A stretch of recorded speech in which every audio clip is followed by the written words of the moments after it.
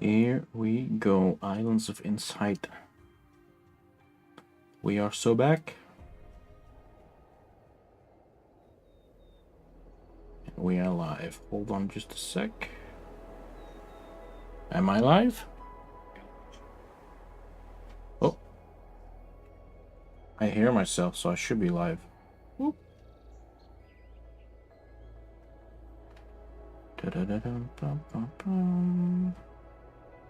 There we go. There we go. All right. Oh man, this game does look beautiful. Puzzle 1 found. And we've started. We have started. The journey begins again. Let's do all of the puzzles. Whew. Disconnect. Connect all dark cells.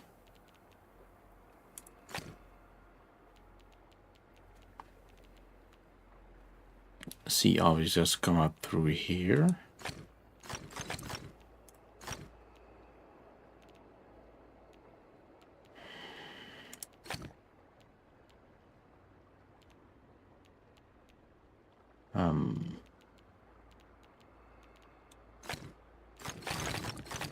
You take the outside.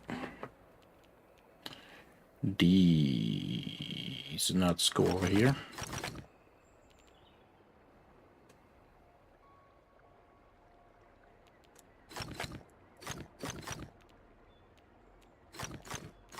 Bro. I can see the field.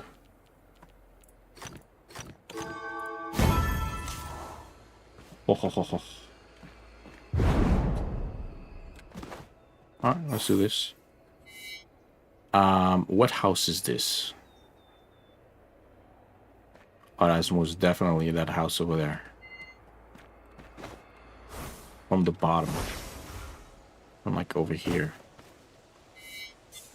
Alright, let's align it. That's the one. Let's go back. Oh, erase. Touch all 6 orbs. 1, 2, 3.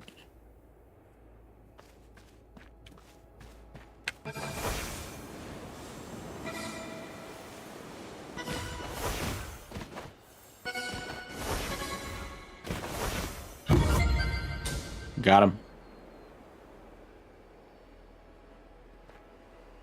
Let's keep going. There's a glyph here. I'm thinking that. Yoink. Level 80.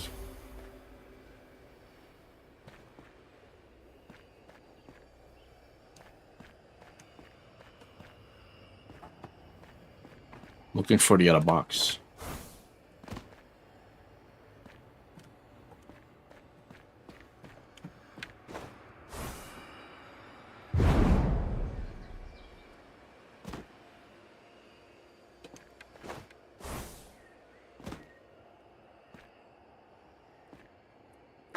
Those are all taken. That one's new.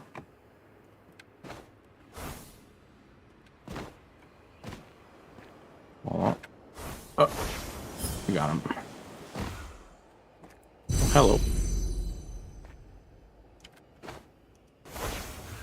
Let's pick this one up. There we go. Let's pick this one up. Oh, I'm sorry. What?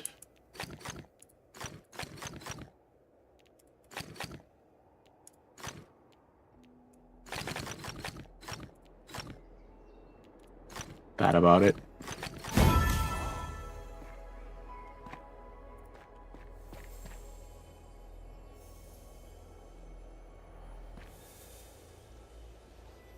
I hear a hidden cube.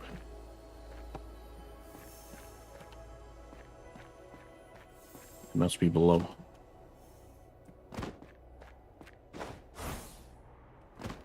It's not?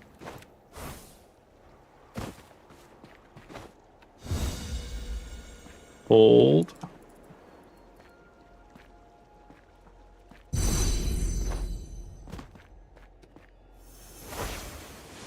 There it is.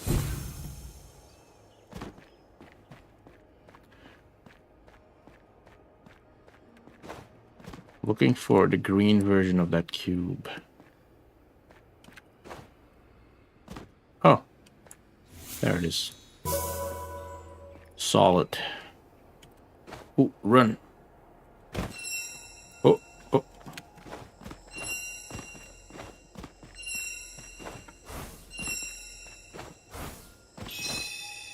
Easy. Already got that one.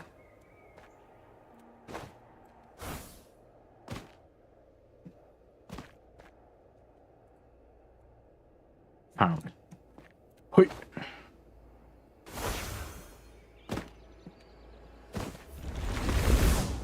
Limit. Oh my god, that one's fast.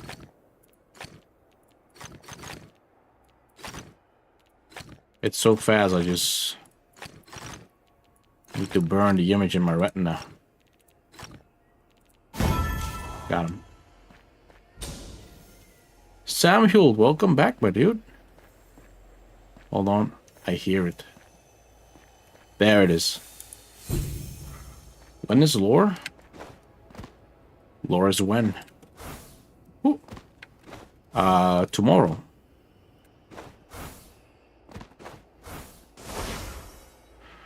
Tomorrow on my Saturday. Ooh, easy puzzle. How you doing? Let's oh, well, that's easy, right? Now they're connected. Man, hella easy sometimes. Oh, oh, oh, oh, oh. There it is. I hear another hidden one.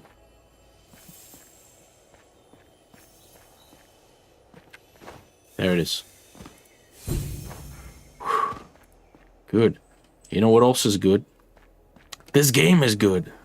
Oh, 5 of them. 1, 2, 3, 4, 5. This is a difficult one. Connect all dark cells. Gotcha. Alright, we'll separate these. This one must be an area of 5. This one has to escape here somehow. Alright. Because the black ones must connect. These obviously can't connect there. 1, 2, 3, 4. At least this. Oh, well. That makes sense. Must come out there. Oh. Well, this one either takes this one or that one. So this is black. Oh yeah, this one must escape like so. Yeah, just keep growing. Oh, wrong button.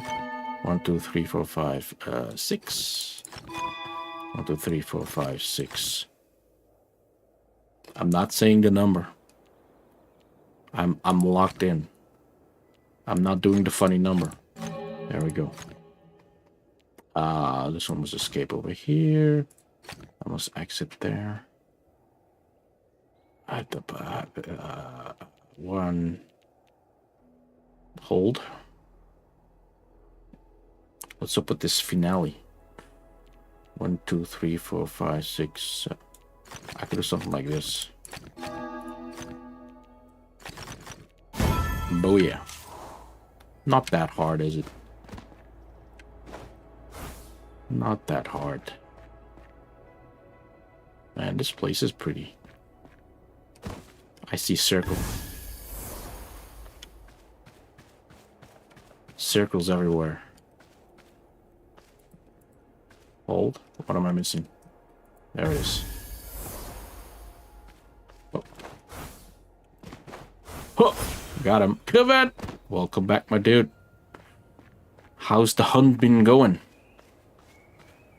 How are you? Got one. What is this? Oh, this is definitely one of these, right?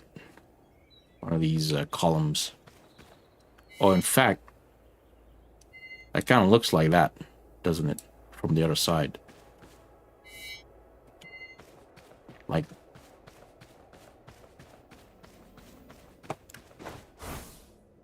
hidden. Actually, it's more like that one. Hold on. Yeah, this is what I'm looking at. This is most definitely what I'm looking at. Now, let's get the right angle. Hold on. A little bit backwards. A little bit back. Yeah. Found it. More points for me. Happy Crevette. Oh. Chase. I'm like a dog. I give chase. Oh. Run, run. Oh. Got him. Let's do another one. This one. This is... Yo. This place... isn't this... like this very place that I'm in right now? But like... Oh, yeah, in fact... Hold on.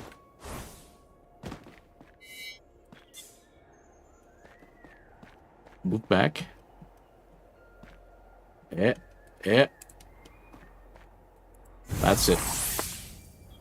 That's it. Good. Oh. Look at that freebie. Freebie over here.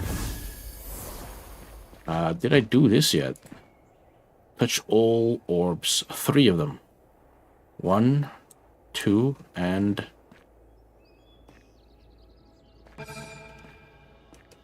Where's number 3? No. Oh! Back there.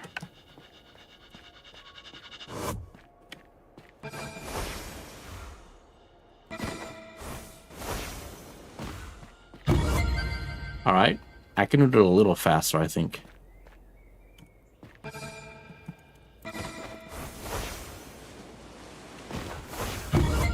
There we go.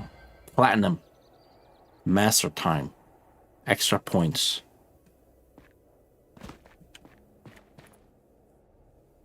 What else we got?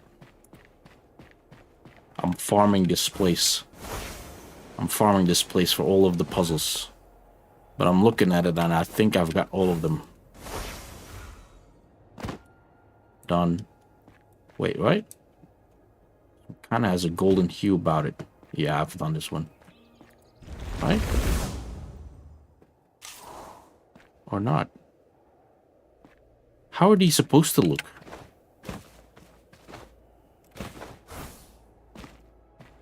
Yeah, it's definitely in a solved state.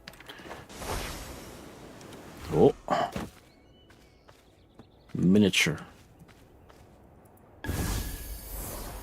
Yeah, I got that one. Already found.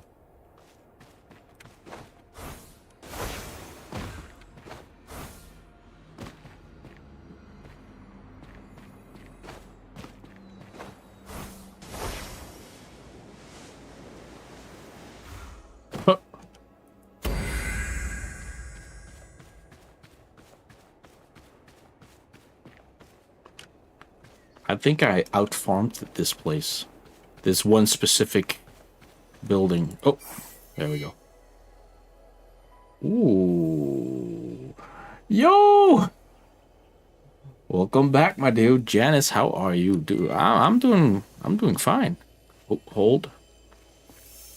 I heard you, little block. I'm doing fine. I'm chilling. This is my comfort game. I'm looking at I think I'm in the right place. Yeah, I think I'm in the right place here. Got him. Man, no, I'm doing swimmingly. I'm playing Puzzle Game Overload, where almost everything in this world is a puzzle. Where's another one? What is this place? This definitely looks like the inner courtyard here. Although more like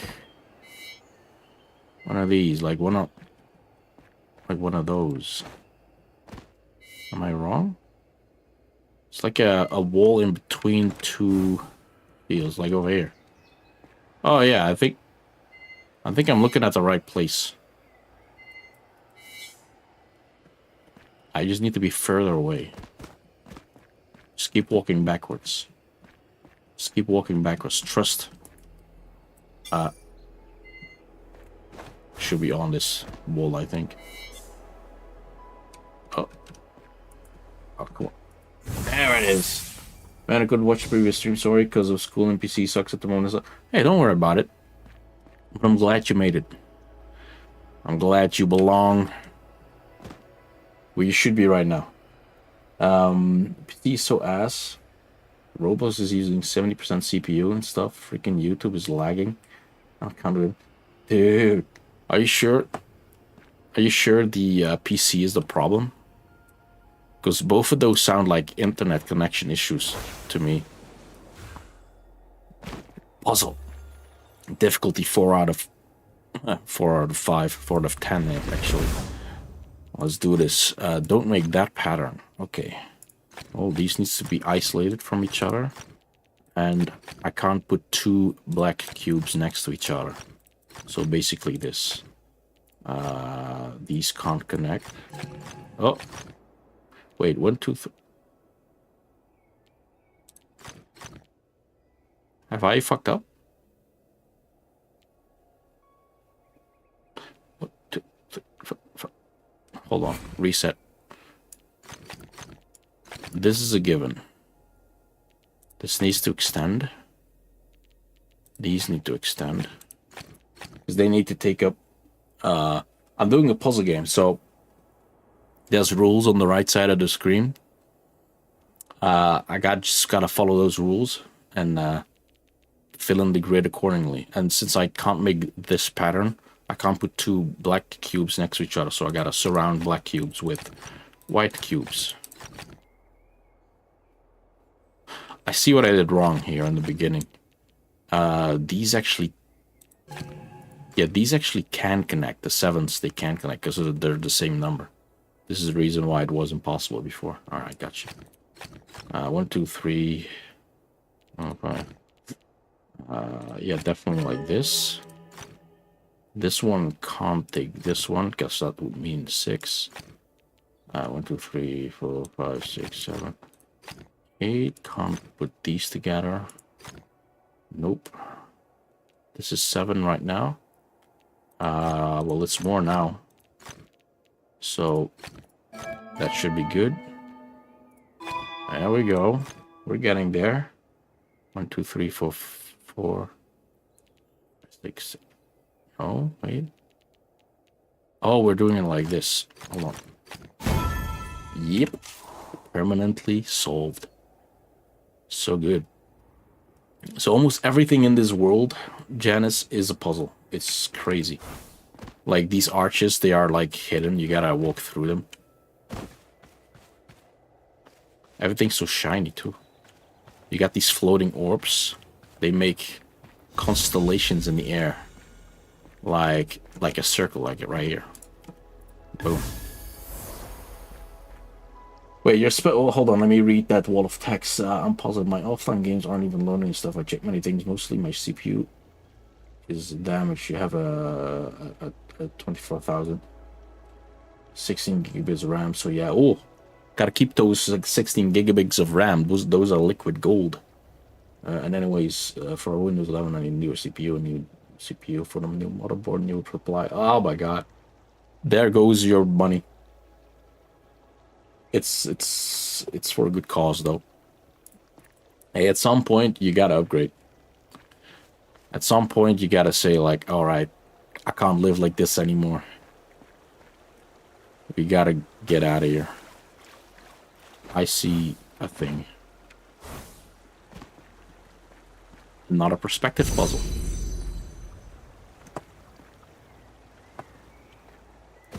There we go. A 9070. Ooh. Dude, you go do that. That sounds awesome. Oh, diving on this one. So yeah, it's gonna be 5. Dude, yes, and you're gonna be you're gonna be playing Roblox with so many FPS. All dark regions have an area of 3. Oh, so that's already one complete area right there. This one's already complete. Area of 3, area of 3, area of 3. Gotta...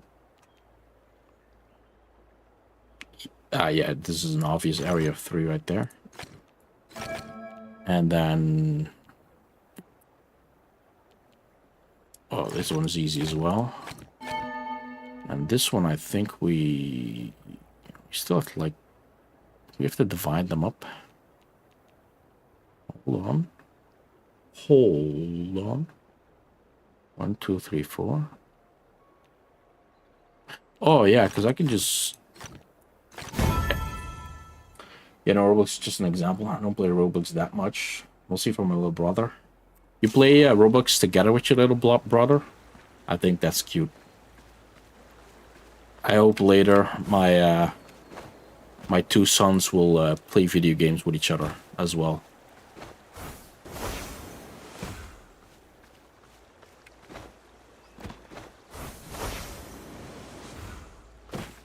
These are all sold. You may be thinking, why am I ignoring so many things, right? Like, these swirly things are usually not golden. I already solved it. That's why they appear that way. Here's another one. Oh, it's near the river next to the thing. Oh, hidden arch. Not so hidden anymore, are we? Are we looking at...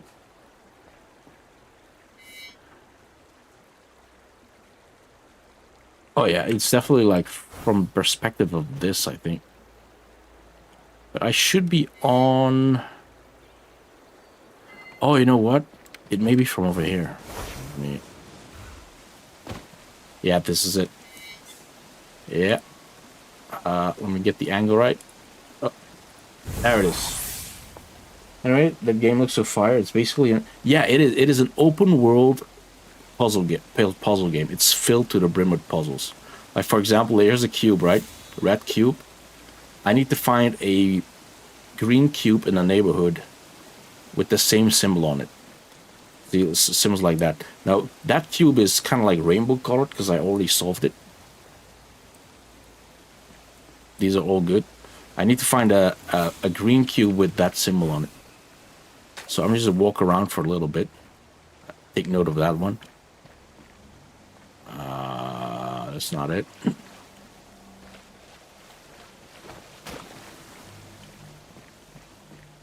And once I find it, I need to stand in a place where I can see both cubes at the same time, so I can draw a connection between the two. Already solved that one. Oh yeah, see, like this one and that one right there. These connected. And I'm looking for the one that connects to that one. And there's like flying in this game. Well, floating. Not really flying.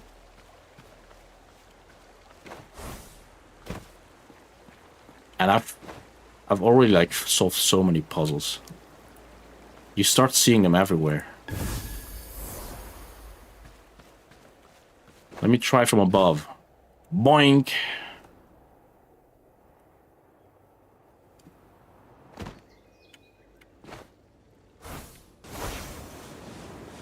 This game's really cool, by the way. It has especially when you start out, it like slowly introduces you to all of the elements, all of the puzzle.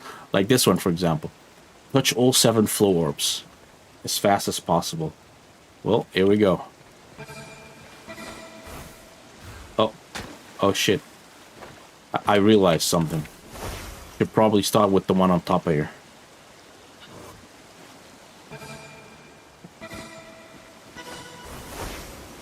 I messed up. Oh! I found it. Oh! I fell down. See, you do one puzzle, then you find the solution to the other puzzle. Boom, connected them up. That's another one solved. Well, let's get back to this one. Alright.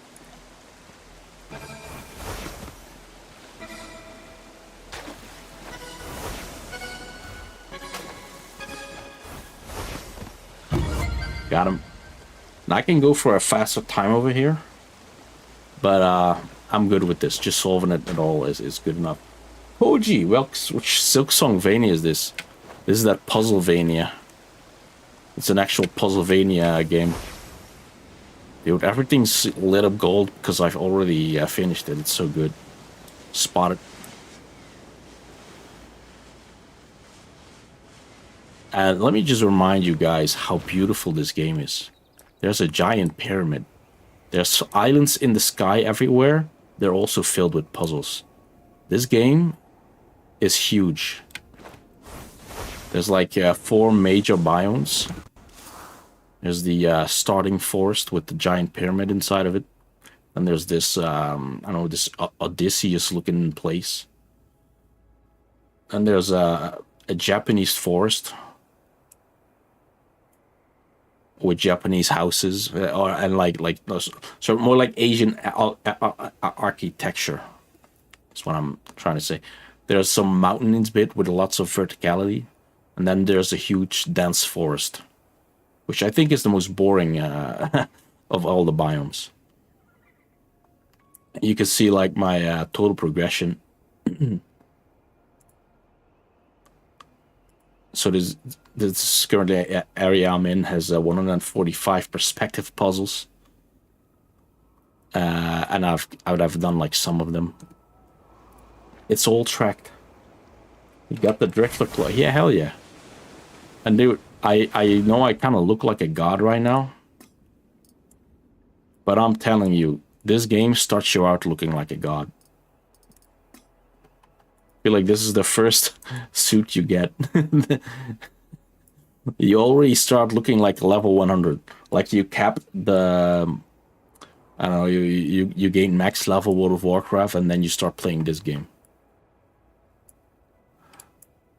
So there you go.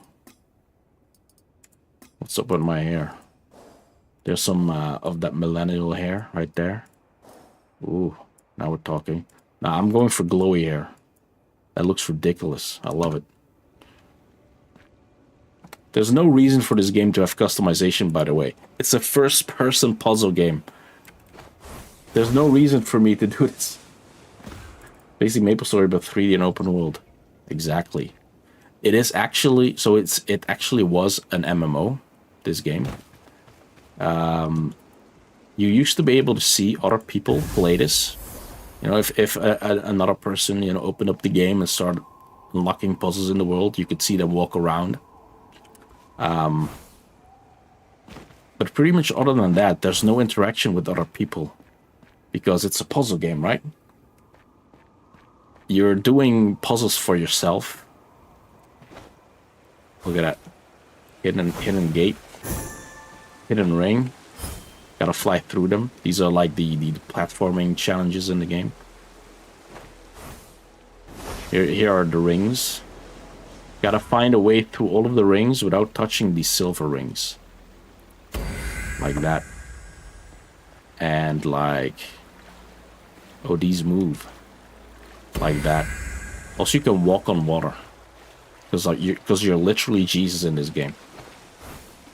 So anyway, this used to be an online game, an online-only game, until, you know, people realized, like, I'm not putting down money for an online-only game. It's just offline puzzles, basically, right? That looks stupid. Get me an offline mode, and then I'll buy it. And so the studio behind this game went bankrupt. They couldn't justify keep running the game. Because they made the stupid mistake of making it online only. But fans have patched it. Modded it. In order to be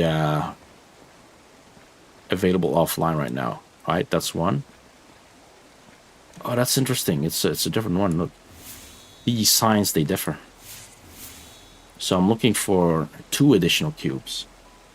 When did they go back? They went bankrupt like over a year ago.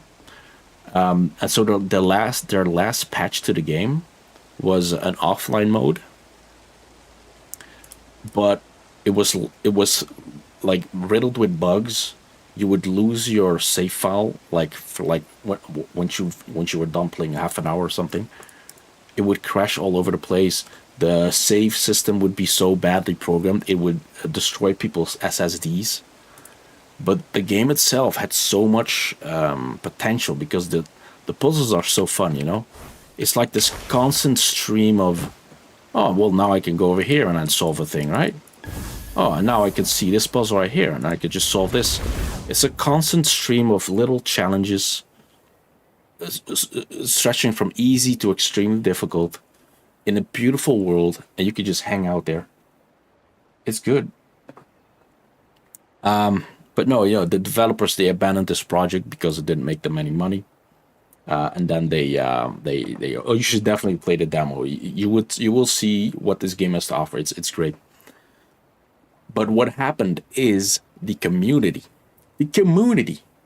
they made a mod for it, offline content patch. I recommend it. What it does, it fixes all of the it fixes all of the bugs in the game. No more save file crashes, no more thing. But there was this other feature in the game which was absolutely ridiculous. You see how I've got like puzzles over here that are like solved and unsolved. Like that one's solved, I it's glowing. I've solved this one.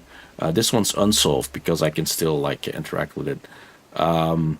There's a gate over here that's unsolved. I still need to walk through this. There's a gate over there that's solved. I already went through it. See, I can go through this. And there's an additional 3 puzzles I just solved. But the OG game had this thing where it would not tell you whether or not you had completed a puzzle already. And so the next time you log in, or once like 24 hours have passed, stuff would rotate on the map. And you wouldn't, like, you would open up a random ass puzzle and think like, oh, I recognize this puzzle. I solved it yesterday. How many puzzles in total? Over 10,000. Over 10,000 individual puzzles. Now, I'm not sure. Like I'm pretty sure that they're including stuff like this gate. Like, oh, that's one puzzle. But there's easy like over nearly 2,000 of these cubes, right? Of these individual. And let me tell you, these puzzles, these logic grid puzzles, are handcrafted. They are not generated. They paid some of the best puzzle setters in the business to make the puzzles in this game, and they blew it by making it online only. The puzzles are insanely good. They're so clever. They flow so nicely. You've seen so little of what these grids have to offer so far. It's absolutely stunning what they did. For example, like the rules, they kind of stay the same. Like, oh, we've got a number in it. Oh, well, so this needs to like take up an area of like 7, kind of like this, right? Oh no, it's 7. There you go. And then you would then surround it with stuff, and now it's like blocked out, and now that's an appropriate way this could work. But now this wouldn't work with anything else because, I have to like make this one 9, but now where does this 5 go? I do like it. It's one of the best puzzle games I've played, actually. And it's like, and then you add in some perspective puzzles that I've already shown you, like the orbs in the sky. For example, let's see. I see these orbs, but I'm like, I need to find a starting point. Like these perspective puzzles. Hold on, let me find a ring. There you go. And then there's these rings. They called artillery. You gotta like find a path through the golden rings, with excluding the silver ones. So many different little nuggets. This is one of those perspective puzzles. I already solved it because it's golden. You gotta like another perspective puzzles. So these test your perspective abilities.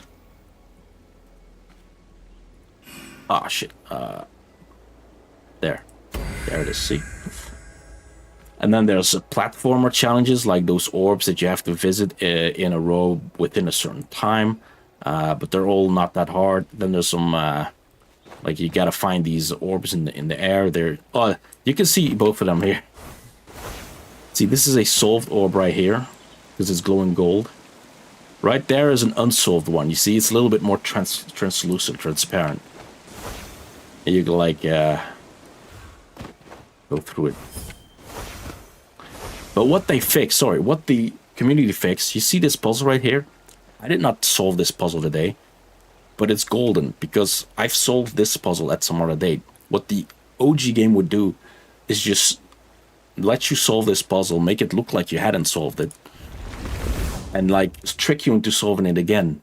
And at some point, whenever you started a puzzle, you wouldn't know whether you were learning something new or you were threading old ground. I like these as well. These are you gotta find this location. It's always in the neighborhood. I think this would be. It's a good chance it's like on top of there. Because it's like looking towards these things. What am I? I'm looking towards. What am I looking towards?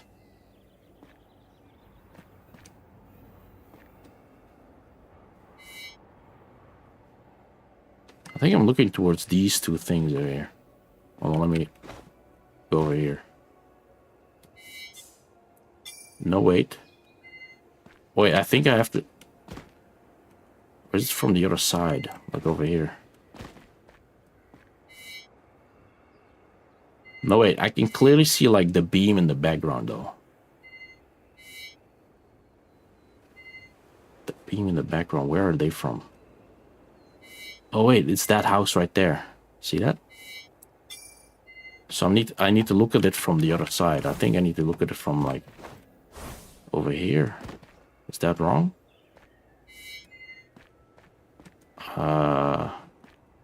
Sometimes they get quite tricky. Yeah, I found it. Boom. Perspective puzzles, yeah. These are fun. I already solved this one, but these are pattern puzzles. I remember I solved this one this morning. It says complete the pattern. So like you kind of like forget the rules of what the other ones, and you just gotta complete this pattern. For example, this pattern right here, I feel is like this, right? Like this, and then 1, 2, 3, 1, 2, 3, 1, 2, 3, and boom. This is the solution. Though I already solved it, so it's already good. So the game tracks your overall progress, and every day, and every time you log back in, it switches out solved puzzles with new ones. So, like, this spot right here is a spot that always a puzzle spawns in. But, like, tomorrow, this could be a different unsolved puzzle I haven't seen yet. Right? And it makes sure that eventually, over time, you will see all of the content in the game. Because there are simply too many different puzzles for it to fit in the whole world. I like these ones as well. These are hidden pentads. You click this thing, it creates an orb around you. You can see the orb, the aura. Within this orb, within this place, are now 5 hidden relics that you gotta find. You will see there. That's one. And once you find, it's kind of like a game of hide and seek. That's another one. It's a game of hide and seek. Meanwhile, you can solve some other puzzles while you're there, like these hidden pathways. There's probably one in the back here, right? There it is. And then you solve this. This thing turns golden, and there you go. Did I mention there's an upgrade tree? I mean, it's useless, but it's there. You learn a double jump, a charge jump, increased gliding speed. During a flight, you can hold left control to enter a steep dive. I totally forgot about that. I forgot about that feature. Holy, where did we get? But what? And so, upgrade 3, but yeah, I know. I mean, some of them are movement upgrades, which are really handy. Like initially, you don't get the flying. You know, you gotta unlock the gliding, you gotta unlock the double jump, you gotta and then you gotta increase your gliding speed, stuff like that. But others are completely useless. Like, oh, these are like filling in the grid more efficiently. Like you see me, like if you hold down control, you can fill the grid, all the available spaces, or you can see how many tiles are currently in your selection. Kind of like upgrade select. But then some of it are useless, like receive additional sparks and mastery if you solve a crystal labyrinth quickly. Basically, you unlock these and they'll give you more points if you solve puzzles faster. But their points are completely useless. So just focus on the movement tech.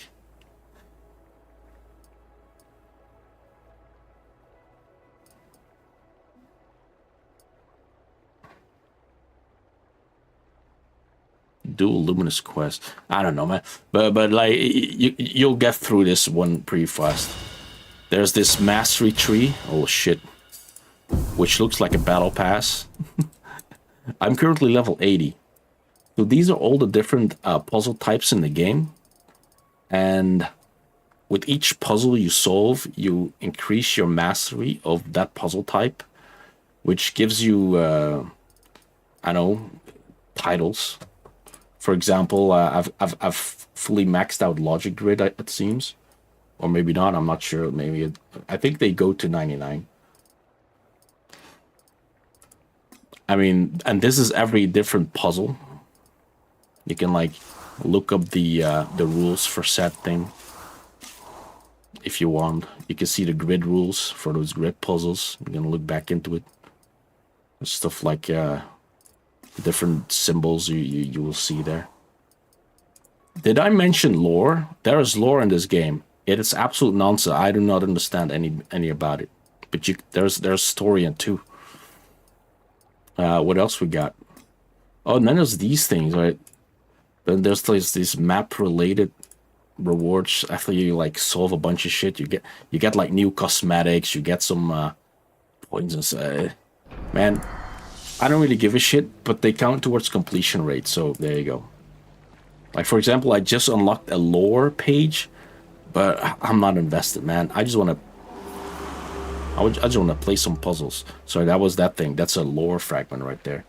Why is your profile pic in the game not magical girl buff here? Dude, I know, man. I know. It hurts me as well. Because I think it's taken from my Steam, right? Look, I can adjust my title.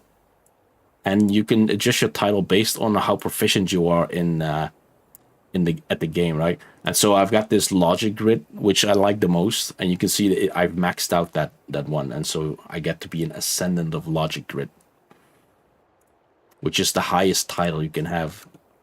And now, if this was still a multiplayer game, people would see me walking around with my name above my head, and they would see, oh, this guy is really good at Logic Grids. Maybe he can help me in a puzzle, and then he will quickly realize that I can't because it's an offline puzzle game. You win some, you lose some. I will show you the worst puzzle in the game, though. There's one puzzle type in the game that's the absolute worst. And it's right there. This thing right there. This monstrosity of a slab on the wall. Have you ever heard about fractals? This one's a doozy. I do not like this puzzle. I try to avoid them, but I also just want to get them out of the way. Maybe there are not that many of them, and I'll just go through all of them, and that's it. You can move this image by moving the mouse left, right, up, down. And you gotta match the image on the right. It's so confusing. This kind of looks like it, but also not. It's so ridiculous. So what I end up doing is just fucking clicking all over the place, hoping that I get close. I am kind of close over here, right? So like an issue with skill variety. Yeah.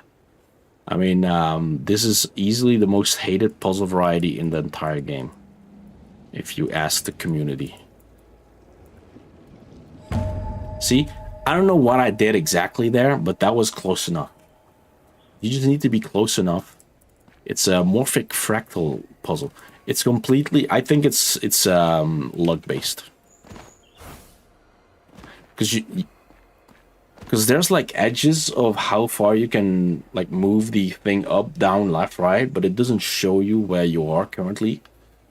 So you gotta just guesstimate it all. It's very annoying. But other than that, I've got nothing but praise. Like, not one of these, not one of these. Like, I gotta find the other tile that is... Now I gotta find the other box that has the same symbol on it. In the meanwhile, I can just make a little quick puzzle here. This one's very easy. It's got one pip, one dot. All right, you gotta... If there's letters in it, that's algebra, okay? You gotta link up those that share the same letter. So basically, this. That one's very easy. Then there's this one, of course. This is the speedy challenge. All right, let's see if I can do that fast. All right, what's a good route? It's a little bit weird, this route, doesn't it? Yeah, can we approach how lucky I got with my girlfriend? Appreciate how lucky you got with your girlfriend. She has holidays and normally wakes up at like 10 to 12 a.m. Jeez, that's nice. But since I have school, she set herself an alarm to 7 a.m. to tell me stuff like good luck just for me. Dude, congrats, you got yourself a keeper. That's so fucking wholesome.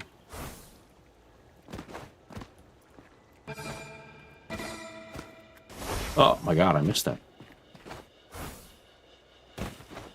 Maybe I should start out with that. What if I start with the one on top?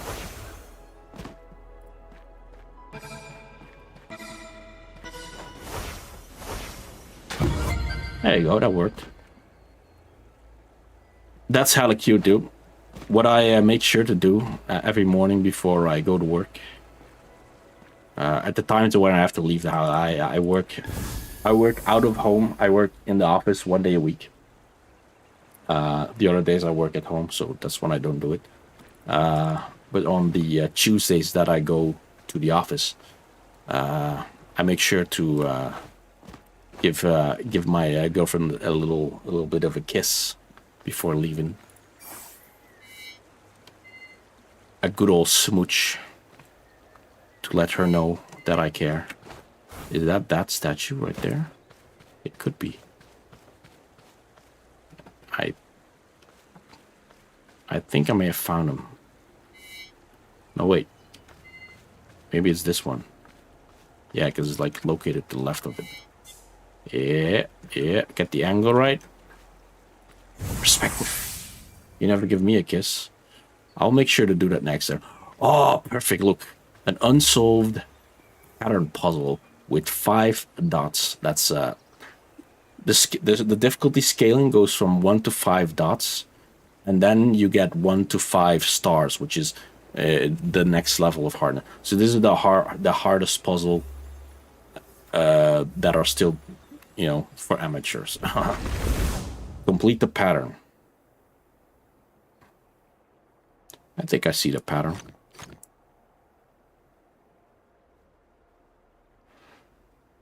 So it's like this. So it's like this.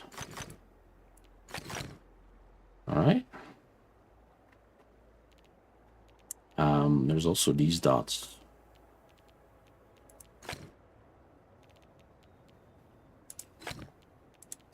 I think it's like that.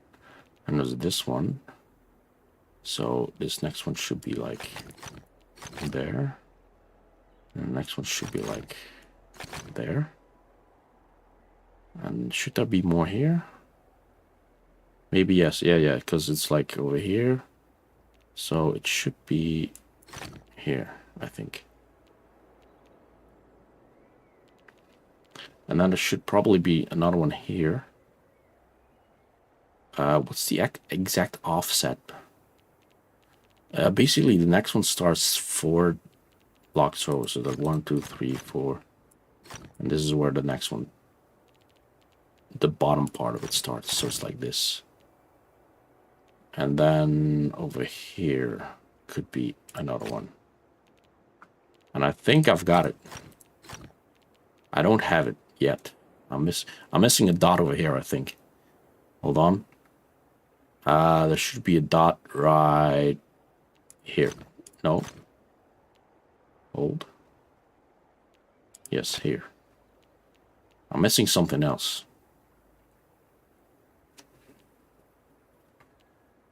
Is my offset a little weird? No, this makes sense to me. Is it this empty area over here? Yes, this may... Oh, yeah, because it's 4 in between. Gotcha. Yeah, this is where the next one started. Got it. Completed the pattern. Big brain moves. I love these puzzles. Block.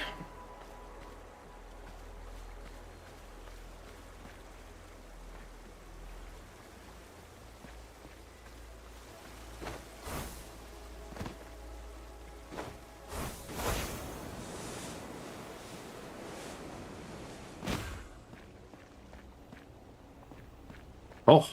Oh. There you go. Koju, next Tuesday morning, I will give you a kiss.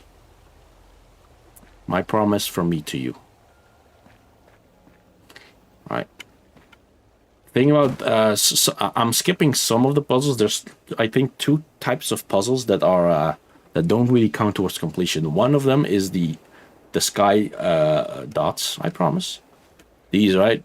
You might think, oh, you want to solve them all, right? Clear the air. Nah, these are randomly generated. These are kind of like to fill in to pad the sky area with content for you to solve. And the second one are these rings. These are also generated. You can play them for points and for increasing your mastery, but they never count towards completion because they're infinitely spawning. Basically, you solve one of them, you've solved all of them.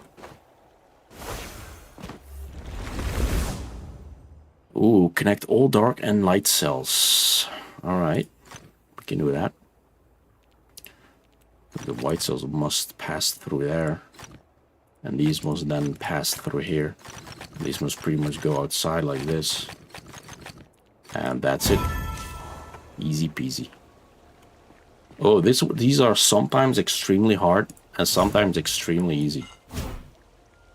That's not it. Maybe this first. No, wait.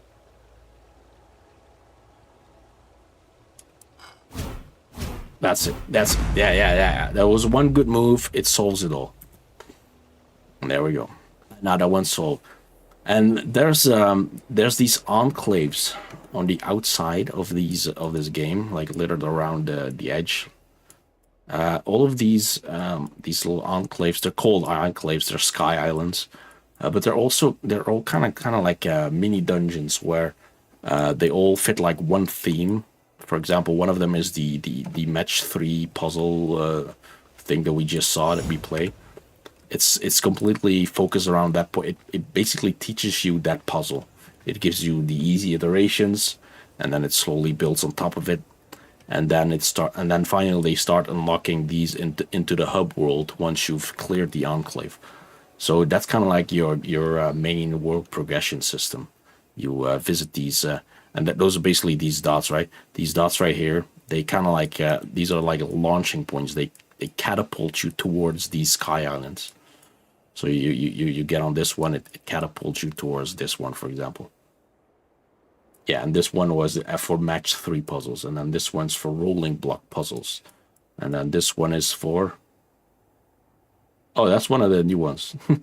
This was a new community enclave that I haven't finished yet, but they're good. Is there anything else I still need to do? Interesting. I've got 2 unsolved one over here. Over here. 1 unsolved. Makes me want to like visit that area, see if I can find the missing one. Shy auras. Logic glitch. There's like 2 new ones. Let me just visit one of these. Let's go to the reflections in the sky. There's 2 puzzles I've yet to solve. You can fast travel to the middle of these areas through these things. So let me just put a marker over there and just go there. There we go. Oh, and there's quests too. Let me just doesn't really matter. They're for an arbitrary, you know, they unlock some money for you, but who really cares? There's nothing to buy in this game. And while we're walking, we'll just solve some puzzles, you know? It's no big deal. We can just do it as we go.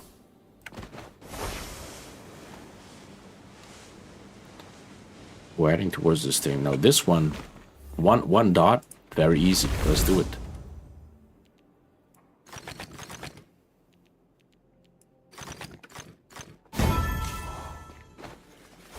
Oh, pass through it. Nah, I'm skipping that. Oh. Sometimes they're really easy.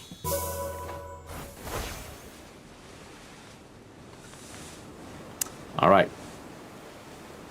Oh, this is one of my favorite enclaves, by the way.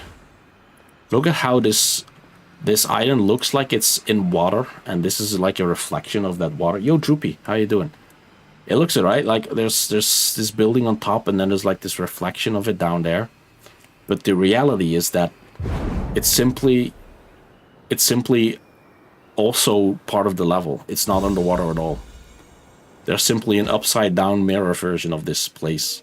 It's so funny. All right, so what are we doing? We are looking for 2 still available puzzles, and I'm not sure what they are. How you doing, Droopy? Just went snowboarding. Dude, can you snowboard, or did you just learn snowboarding? Most likely what we're looking for is like one of those rings, you know, those invisible rings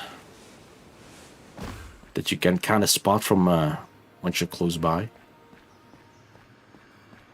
And the thing about this upside down world is that you can actually just go down here and visit it. Like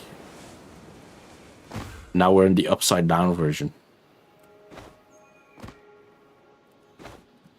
But there's apparently 2 more puzzles here that I must find. And it's probably like one of those arches, right? You can see these arches right here. It's probably like an arch I haven't visited yet, something like that. But now it's a game of hide and seek, basically. I've been snowboarding for a while, like a couple of years. Well, oh, interesting. I've only snowboarded, I think, twice in my life. I learned it by trial and error, basically. I went and was like, yeah, I'm not paying for lessons. Trial by fire, I guess. I fell a lot the first time, but I did eventually learn how to keep myself upright. And that was quite hefty, actually. I'm surprised I didn't break anything.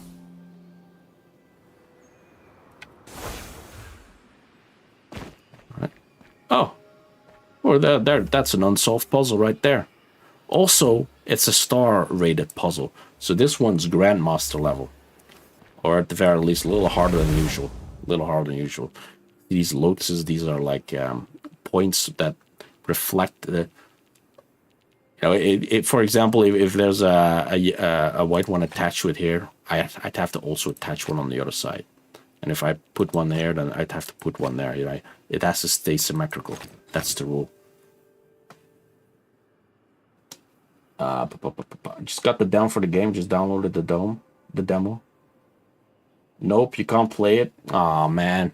I mean, soon though. It's a pretty, yeah, it's a pretty graphically impressive game. Though I have had some really bad wipeouts that somehow never broke anything. You know, we humans are quite flexible, surprisingly. Now let's start. All dark regions have an area 4. That's an important rule. All the dark regions, so like this one needs to at least expand, for example, like this. Or this. Or that, whatever, you know, have 4. We can start with the edges. Like this can't never be a white tile because then I would have to reflect that on the outside of the grid. So it just stops here. Skiing on Alpine is just so good. Nice. One time my board caught a groove and sent me into a somersault. Bashed my head against the snow and almost it's on my board. Dude, and then you're lucky that the snow is not concrete. Damn. No concussion though. Lucky. No, I mean all skill. And I fall sometimes, but that's part of the fun. It is kind of part of the fun. It's part of the fun of learning. Eventually you will know how to not fall, and not falling is the first step to eventually learning how to steer, and then you will learn how to actually stay on the board impressively. It will take you a couple of hours, but you know, I'm young enough that I just thug it out, thankfully. Oh yeah, fair point. I did teach myself to snowboard while I was quite a bit younger. I would say it was like 15 years ago. You know, back when the TVs were black and white.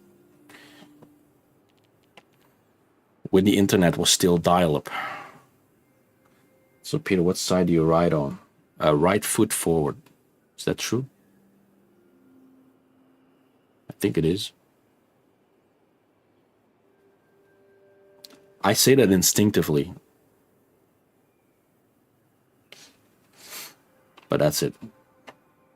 I can run on both sides. Well, you kind of have to, right? At some point, like once you like start steering a little bit and braking, you kind of just naturally just flow from one side to the other. It's just like I like to start with my right foot forward, but yeah, eventually you have to like kind of do both sides anyway. Because that's kind of like that's kind of just how snowboarding be. Oh, I can't put a white here because that would be like 2 of them on this side, and I would have to, yeah. So that's that. And then I have to like reflect it over here. We're getting there. It's much easier than just going backwards. Yeah, exactly. Well, see, the one thing you gotta like realize at some point that it really is no backwards on a snowboard. Because you may feel like, oh, okay, so I'm going forward, right?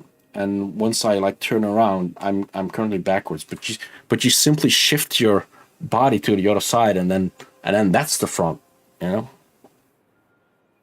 The only real backwards is kind of like when you face the mountain with your front.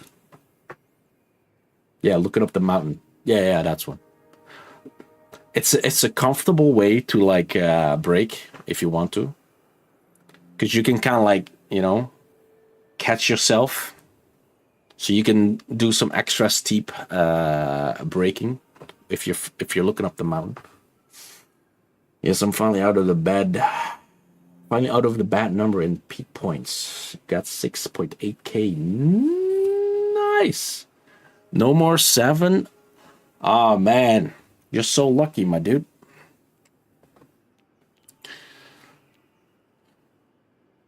This can't connect up here because that would connect it over there as well. I don't think we can share these. No, that's impossible. So I'm gonna not connect those. Yes. We're getting there. We're getting there. Also, Peter, I have 23k points on standby if ever you make me a point reward. I'm gonna make a goal for tomorrow, for playing it tomorrow.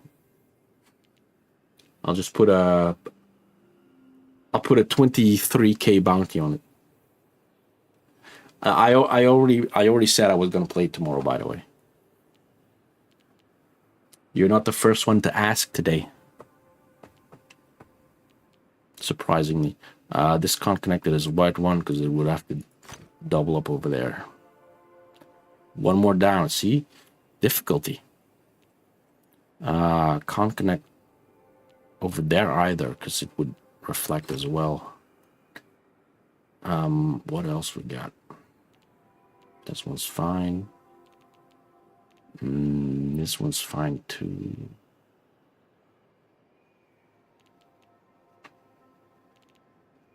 Maybe we can look at the dark regions of an area 4.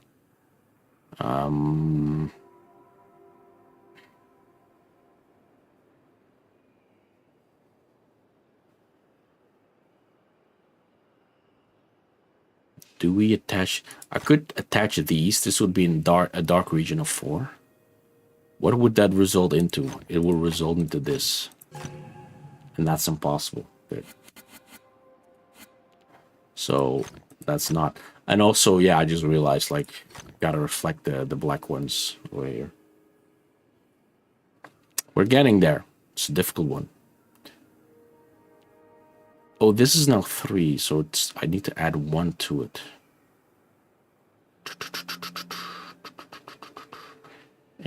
So if I put a white one here, I'm gonna have to reflect this one over there, and then it would also touch this one, which is illegal. So there you go. This one can't extend any further because of this one. That one's finally done. This one has to extend over here. This one has to extend up here, but these can't touch. There you go. We're getting somewhere. Gotta isolate the black tiles. Oh, and then just reflect on the other side of this.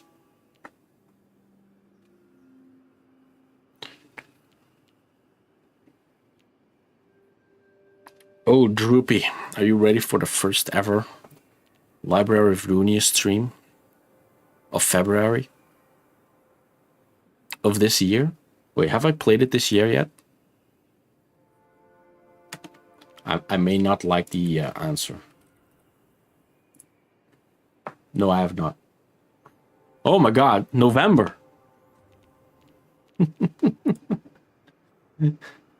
Oof. I am ashamed. Just putting it out there. I know I am ashamed. Because they would, yeah, touch that one. This is why I moved to Candy. Hey, even Candy started playing LobCorp. At least he came in chat yesterday saying he played LobCorp. I assume you put him up to it finally. How much did it cost, Droopy? How many points you had to whip out in order to make Candy do that? How you doing, Bomber? Nice to see you again. The soothing voice of chill. I'm glad I can be that voice. He did it for free, just said it that it looked cool. Oh shit. He did it for free? Man, see. That's a real one.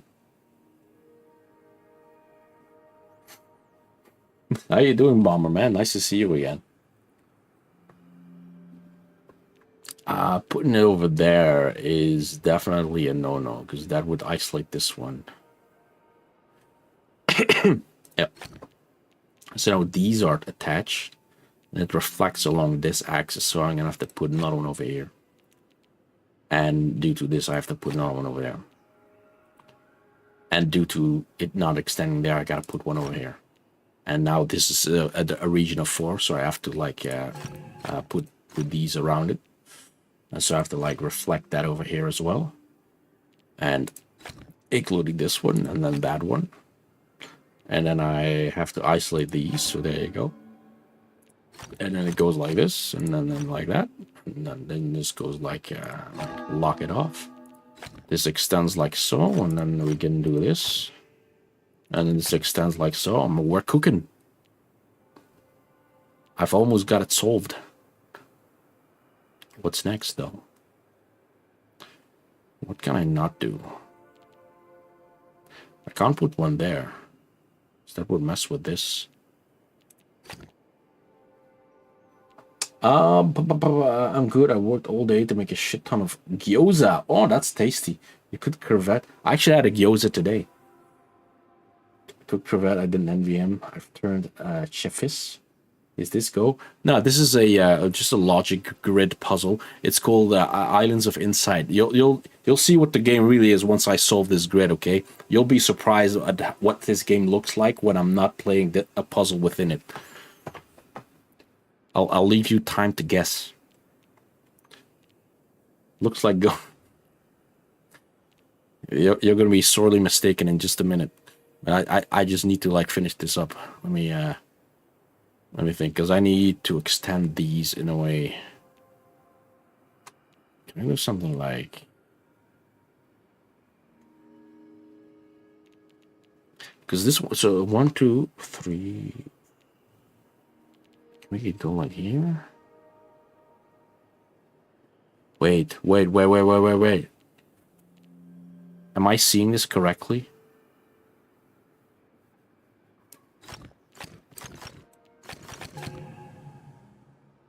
I did not see it correctly. I was thinking that maybe it would be like a giant mirror, like so. But I guess it's not. 1, 2. Oh, but the thing is... Okay, hold on. This will connect up to this one, so I need a white one over here.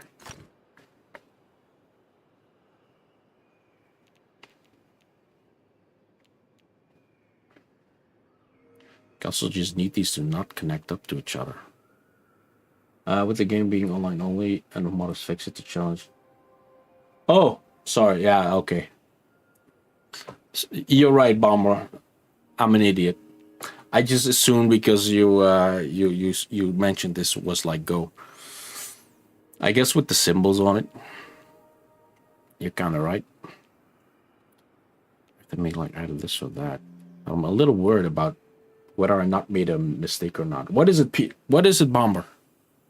You ain't stupid? Nah, just a little lost in, just a little locked in.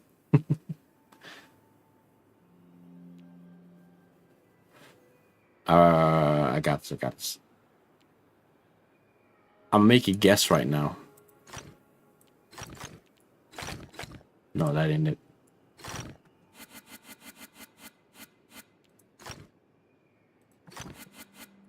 So what if it's like this?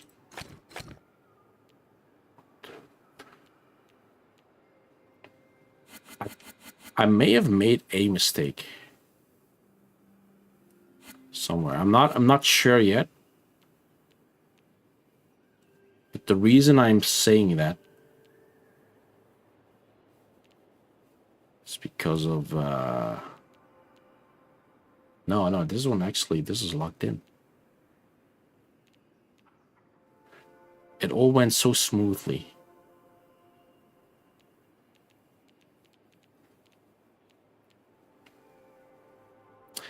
Can I break it somehow? By doing a stupid move. Like, what if I put one here? This would break that one. It would break this. No, I can put it like so, I think. Oh, this would kind of work. Yeah. Yeah, got it. What? Holy shit, I'm eating a poutine right now and drank some water and it felt so bad because of how much of it was stuck in my throat. There was something stuck in your throat and then you say penis. I see how it is. You don't like the symmetric shape rule? I like it though. All right, that's one more down. I need one more puzzle. I need to find one more puzzle on this island. Also, yes, this island is upside down. Literally. Hey, maybe I can even see it. Who knows? Anyways, let's go back up.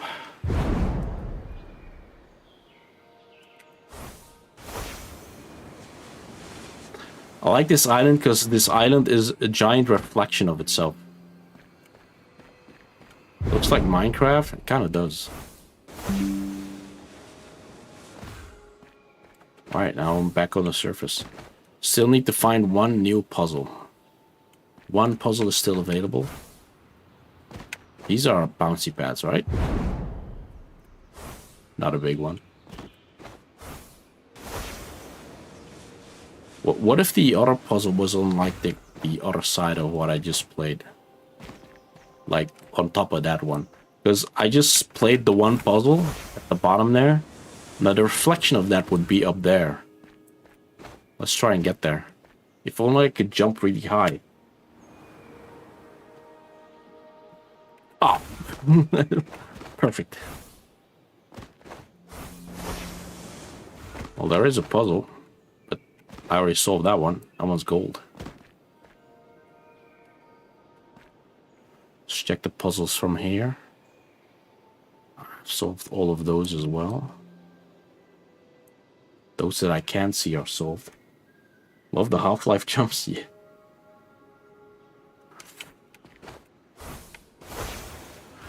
Dude, I love the movement freedom in this game as well. It's a joy to just walk around and just float in the air. I love it. That's already sold.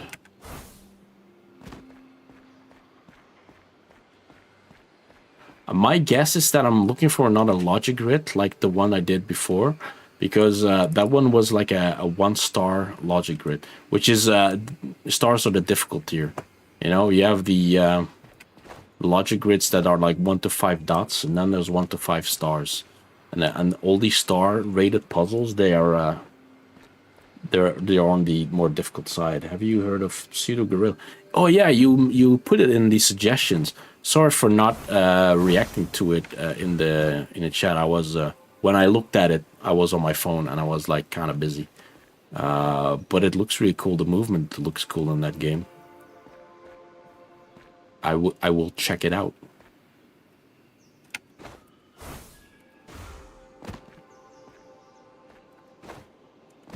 Hold on.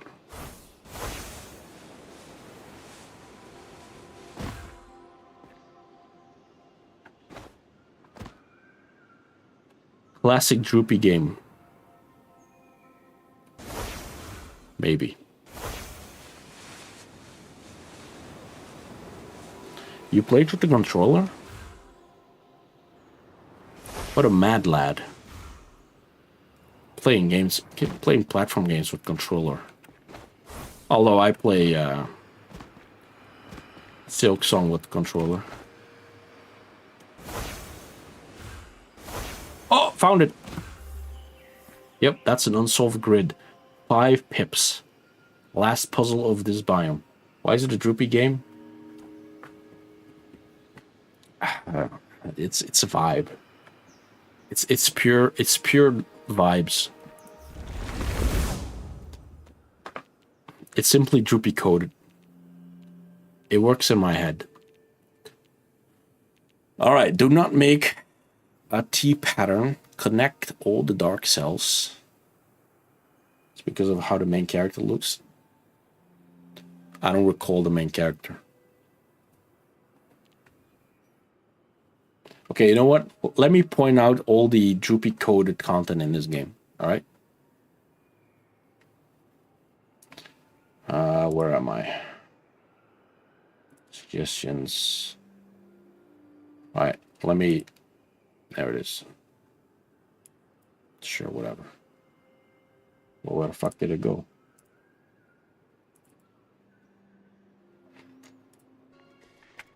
All right. Let me tell you why it's coded. All right. First of all, I don't know why we're playing as a Pokemon, but that's the first sign right there. All right. Fucking random trumpet. All right. That's some random shit. You'll be coded. It's not that bad, actually. It's not like LobCorp.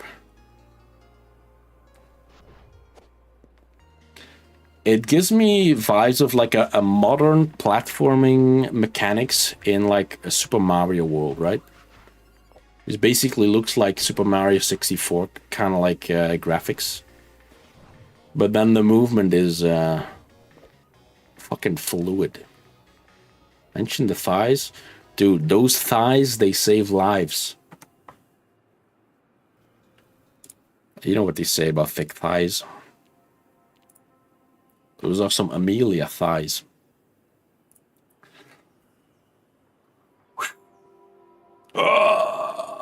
Yes. All right. I will play the thigh platformer game at some point, I promise. But first, we must solve this puzzle. Now, interesting about these two rules together. Don't make this pattern and connect all the dark cells. This technically means effectively that the dark cells all create a path like this. And why is that? Well, because as soon as you start branching out, you make the pattern. So effectively, these two together just means that you gotta make one giant path through all of it. A path that like doesn't, cave in on itself. And the only way that it can work is if you like eat your own ass like this. Oh, that's a little bit too much. So restart. There you go. My favorite character look cute, thick thighs and thick highs. Thigh highs. Yeah, I agree. Thigh highs. I mean, the thick thighs deserve thigh highs. They go together, and that automatically looks cute. So you're basically just describing the same thing thrice. But yes. But have you seen Amelia's thighs? Holy shit. You seen that one AI Amelia song, 1 Million Amelias? Oh my god, it's certified banger. This 8 needs to not touch this 5, so it's gonna come out over here. Touch this. I gotta copy the rule. Cannot touch this one. Oh. Well, that's interesting. We found the head and the tail of the snake. That's interesting. They give us the beginning and ending right away. So we gotta go like this. It can't go further than that, so I'm gonna have to do this and also that. And this is a dead end, so I can't put one there. And since this is already the endings, I'm just gonna have to go through with this snake. Like this. I can't branch, so I have to do this. Oh. Well, there we go. This one goes like so. So it's like, let's go something like this. So this is a corner right there. So this one must branch over here. Just the reason why device done it is my profile on Discord. Wait. Device Dawn ID. Why does that sound like a fucking machine?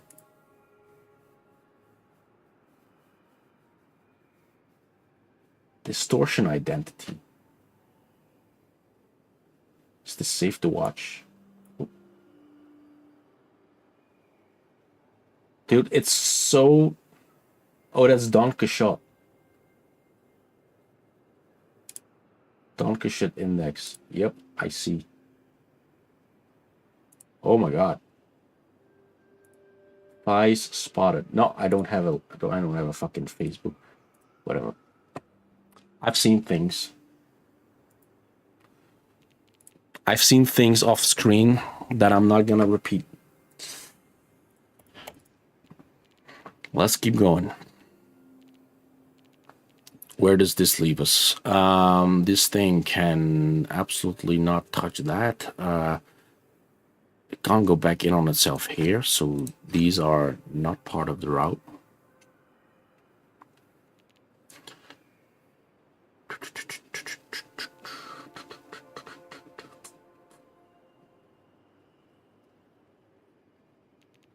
Oh, this one, of course, because it's part of the the mirror rule. So this one is related to it, and then we want to expand this one. So this is black. So this is part of the route. Now we need this to expand outwards because it's not 7 yet. So we'll do this. And since we need to add only one more, the only way to add one more is to add it over here. Otherwise, I'll have to add 2 of them over there. So it'll be like this. All right, continue the snake. Don't close the loop. This is a dead end, so that's all... Oh, no, not that one. So that was all white. That's also dead end.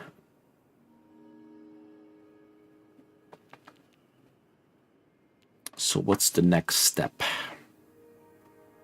Dark Cells sound like a roguelike game. Dark Cells. It does.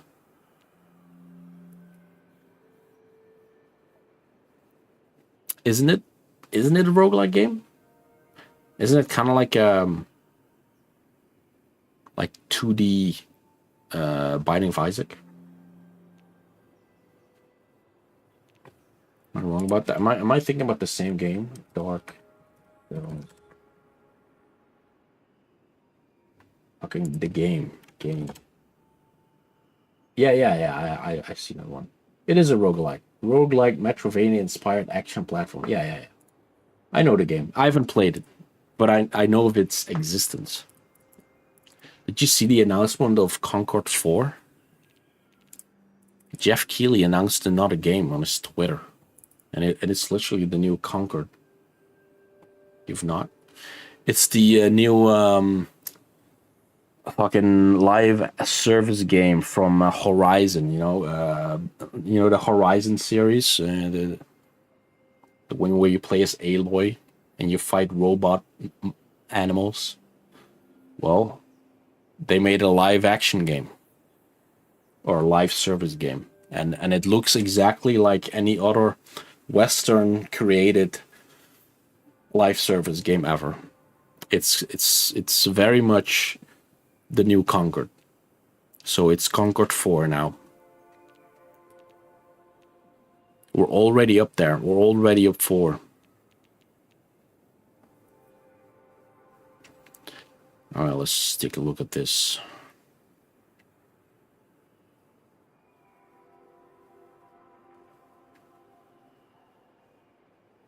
Hey, this line can't match up with this one. So it's going to have to find its way over here underneath this path right here in order to meet up with I assume this one over there.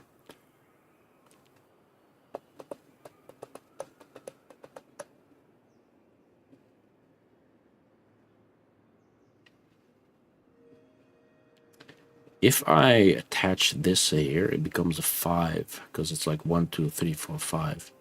So it's not there. Now this is a corner. Right, like that. I kind of like the Horizon game, though. I played only the first one, Horizon Zero Dawn, I think it was called. Good game. It was fun feeling completely underpowered, slowly building up your skills in order to take down these humongous beasts of metal. And it was also fun, just the fact that they're like this ancient tribe, right? In the ancient tribe, they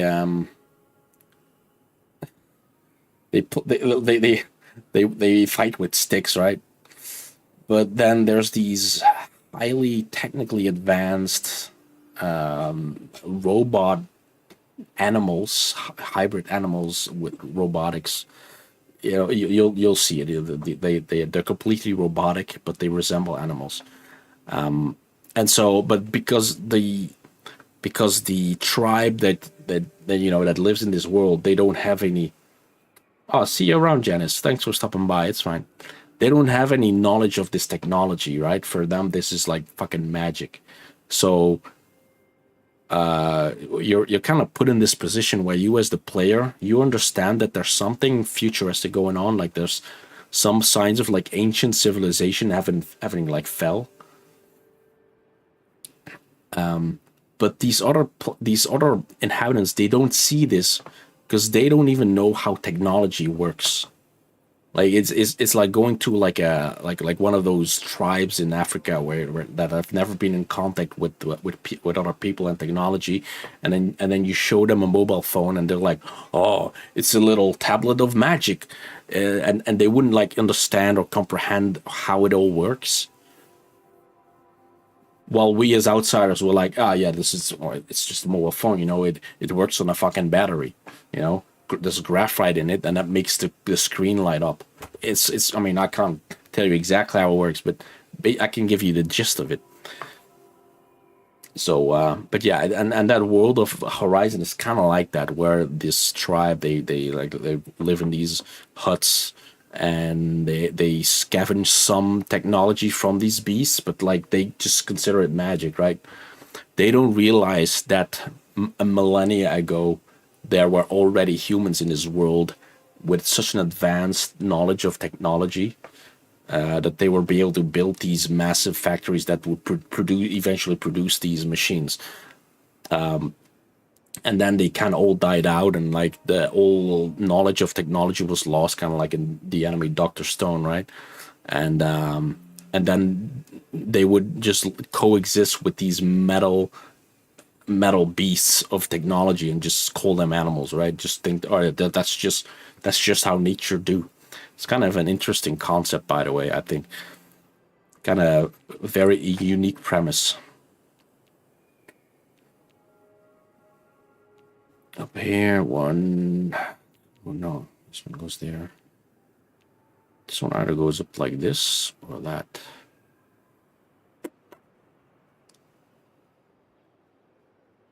Doesn't matter. 1, 2, 3, 4. That would be ridiculous. No, that's not it. Can these match up? Because this one matches up with this one. This one matches up with this one. No, these can definitely not match up. And so I need to extend this one. But it can't go upwards because it'll still match up. So it goes over here. And this does match up with this. I thought this would match up with this one, but that's not true. So this one's isolated.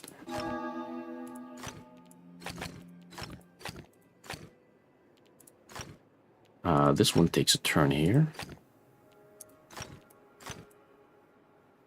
That end over there. That end, by the way, over here.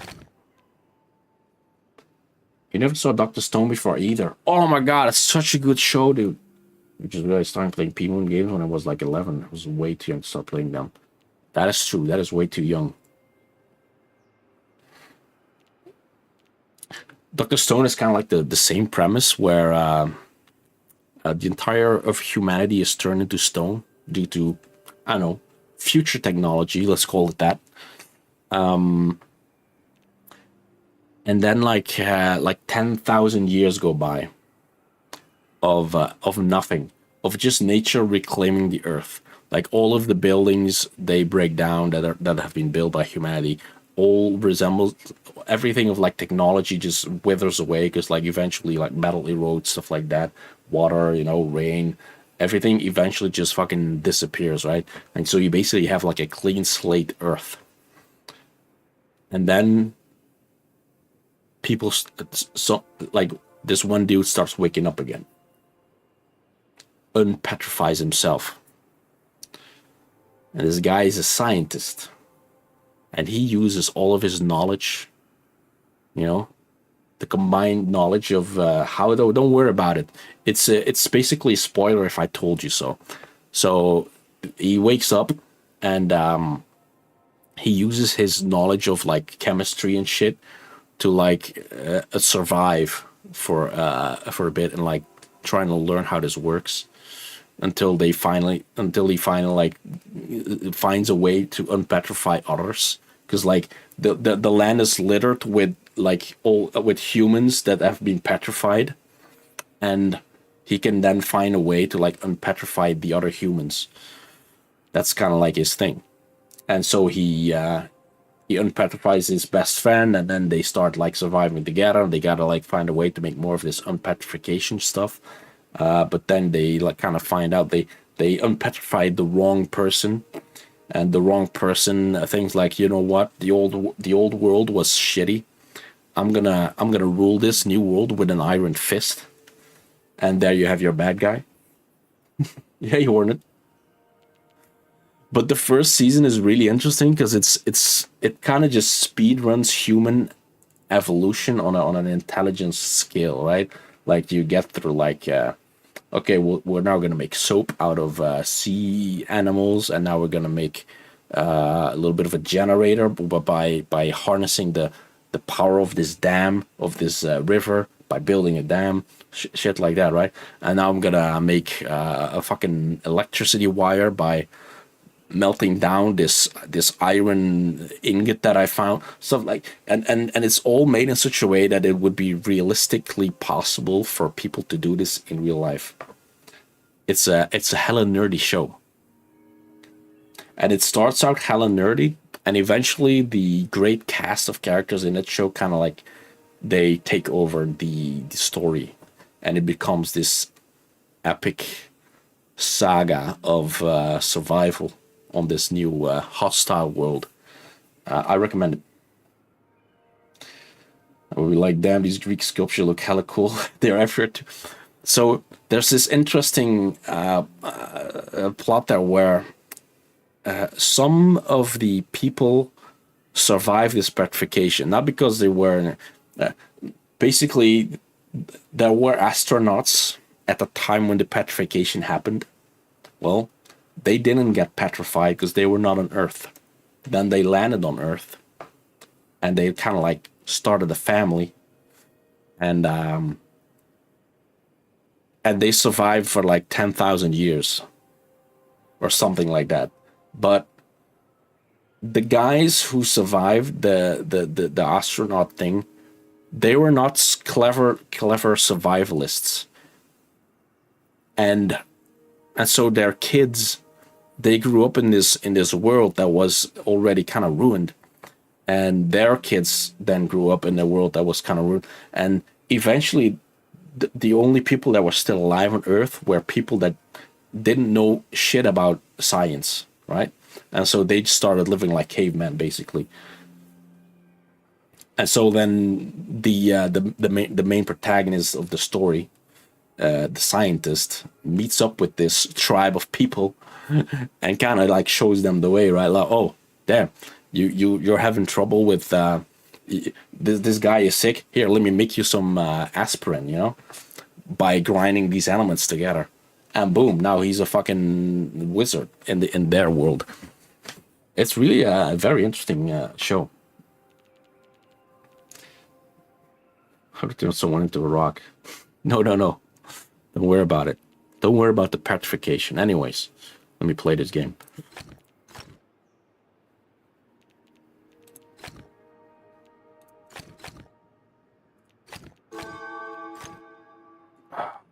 Definitely this. See, we're almost done with our snake. That's 6, right? It is. Oh yeah. 100% completed. Man, I've been yapping this whole time. The puzzle wasn't even that hard.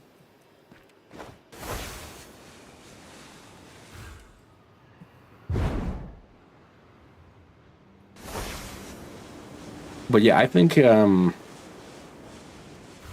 Dr. Stone is a crazy good show, and like this last scene that just aired has one of the coolest moments, and I think the best episode in the whole series.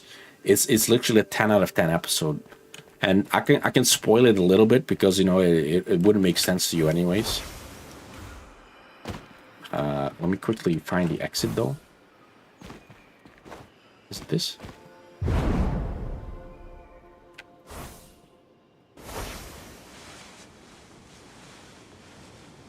So at some point they find the power to like petrify people again, you know, and it kind of gets used as a weapon.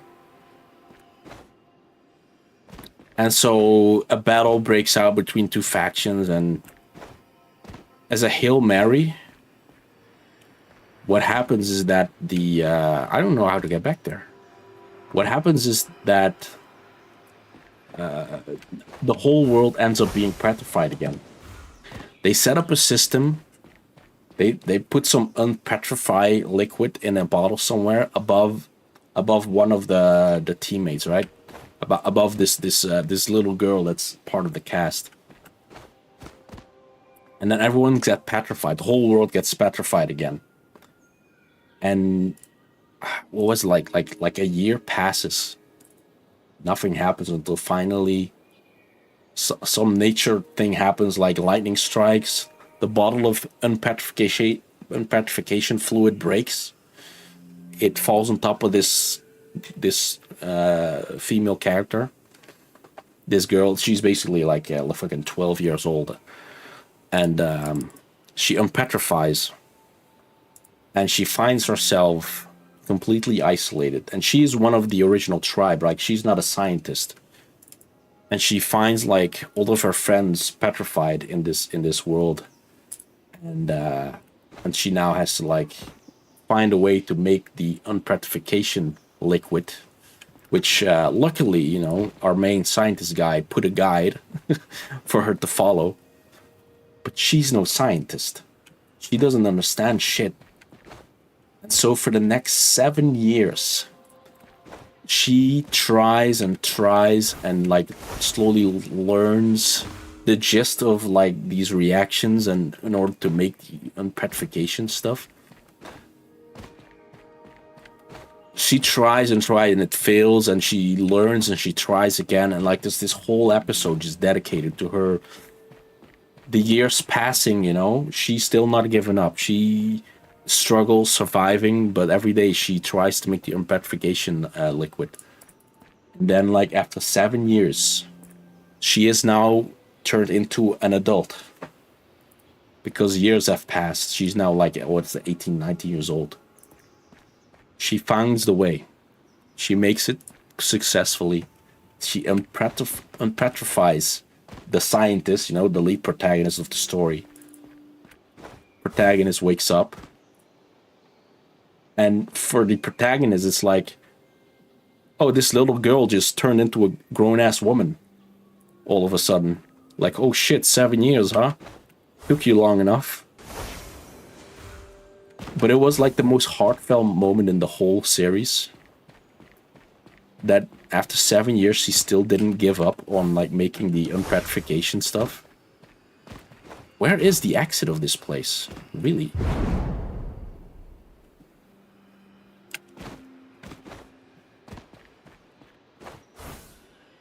I'm missing something, I think.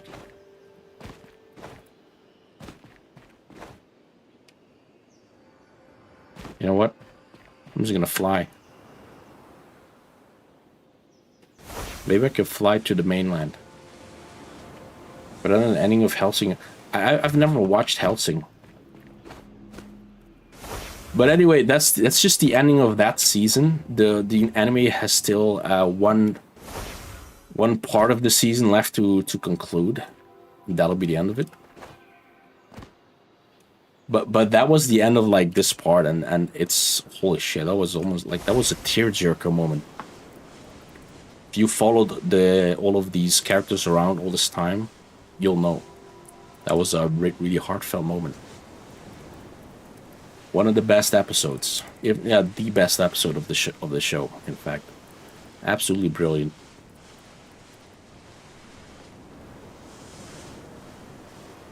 The way to the mainland was simply just by flying there. Who would have thunk? As endings go, that's probably one of the best endings of the season. What are animes with great endings? Code Geass is a famous one. Code Geass, Lelouch of the Rebellion. That's a great show. people hate the ending of Death Note. I think it's good. What are your opinions on the Death Note ending? Honestly, when I watched Death Note for the first time, I was still a bit younger.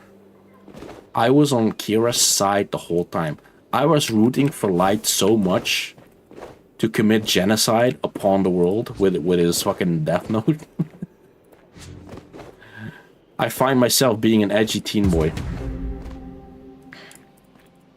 I think if I were, if Attack on Titan would have aired, you know, 15 years earlier, I would have been a Jaegerist.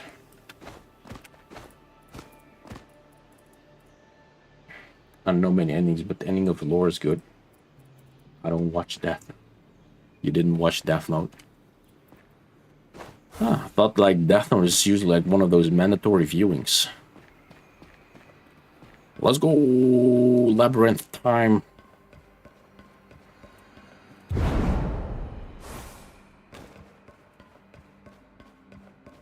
Where are we going? There we are going.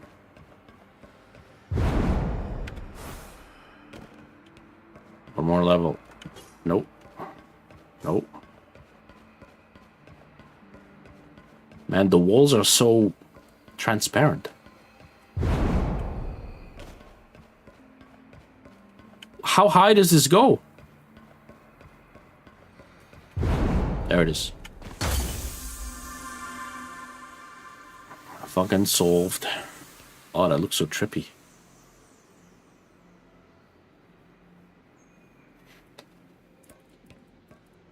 So, Droopy, give me a breakdown. What animes have you watched? It's like a shitload of animes, or is it like a handful of animes? Otherwise, just give me the highlights.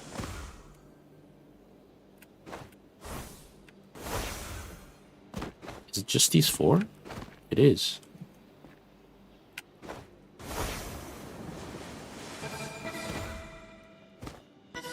Damn, I missed that one entirely.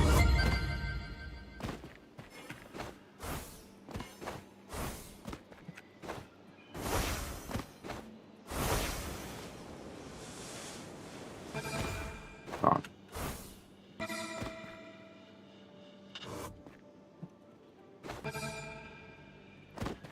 Man, how does people collect these fast without slowing down? There we go. That's good enough. Just watch those slice of life animes. Like Spy Family.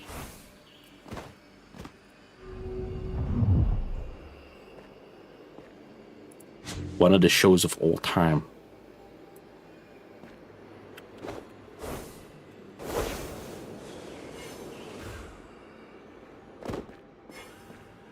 There's one.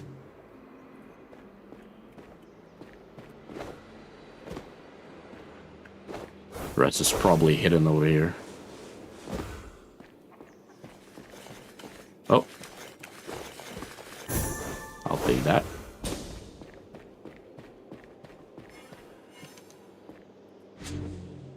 One down.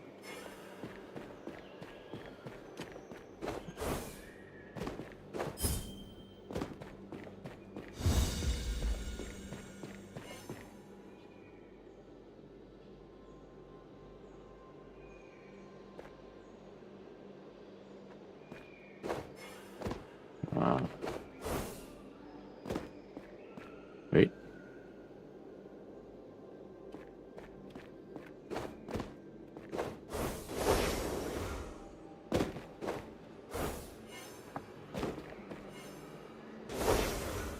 Let's go up here. So I'm looking for 2 relics. Guess they're a little better hidden than I thought. They're all within the orb, but I watched that either. The Spy Family is a very fun premise, very executed very well. You basically have this guy Lloyd, who is a spy. You know, he works behind the scenes. You know, he's that guy that's like you know, infiltrating shit, fighting. He's basically James Bond, but anime. And he's got this mission where he needs to infiltrate. He needs to find some guy like infiltrator or something. He ends up having to have a fake family in order to blend in. So he adopts himself a kid. And this kid changes the game, yeah. And this kid, unbeknownst to him, has a special power. Her name is Anya. And she can read minds. Out of all the kids he can adopt, it's a kid that can read minds. Now, magic is not a system in this world, okay? So the fact that she can read minds is very unique and suspicious. But she can. He doesn't know that though. But because she can read minds, she knows that her adoptive father is a super spy. Very interesting. And so she likes watching spy shows. So what she does is, you know, she's a big fan of her dad fighting crime and justice, you know. She tries to be like is a wingman in crime. Okay, let me fix that up. All right, walk backwards. No. There was a Simpson episode about this. Probably true.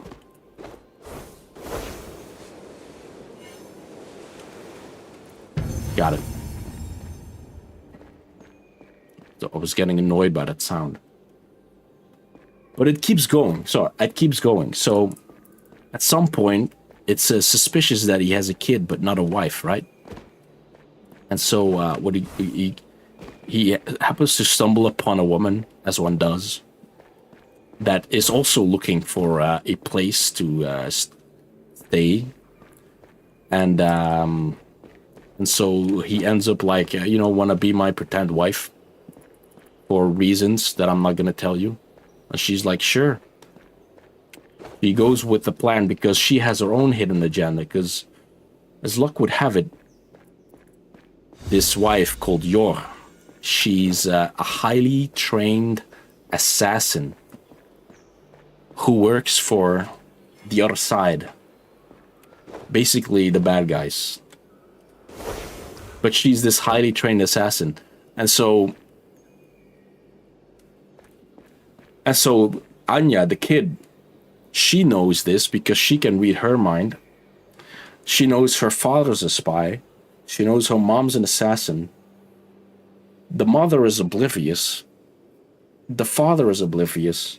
And it creates so much fun little dynamics between the four people. It's insanely entertaining to watch. An absolute gem of a show. I'm still searching for the last thingy. Where the fuck is it? Am I blind? Is it outside? It's like in one of these enclaves. I mean, like, just need to play. Yeah, like it all goes suspiciously easy, but for some reason, like Lloyd has this blind spot for. He has this blind spot for logic, basically. Target. Because like the first time they met. Oh.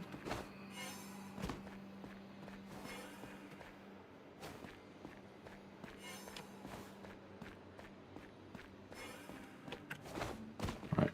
I think there's one of them that don't want me walking. I have to catch this one midair. Yes. It's an absolutely insane premise for a show, but it works perfectly. And so, even though it's a pretend, you know, a pretend marriage, these two will learn to love Anya, you know, their adoptive kid, which is a 4-year-old girl that can read minds. very impressionable, very you know, into detective shows. Connect all dark cells. Gotcha. One symbol per light area. Okay, gotcha.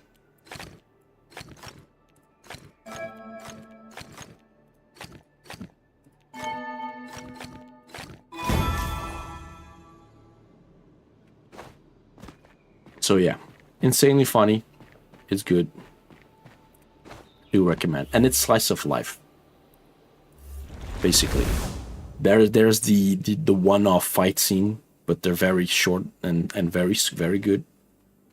And then it's just more slice of life. What are we doing here? Galaxies. All right. Rotational symmetry.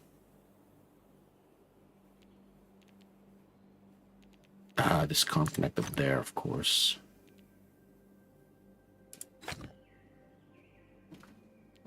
So this needs over there. This can't be anymore. So this, and that, and of course, like so. It's impossible. So we get this shape. We're getting there. Can't connect these. Or this. Or that. Or that. There you go.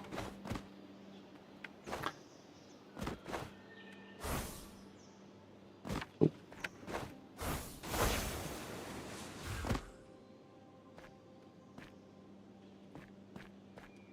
Fucking balls everywhere.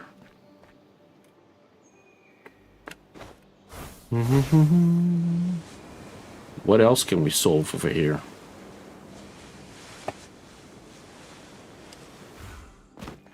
Let's get rid of some balls.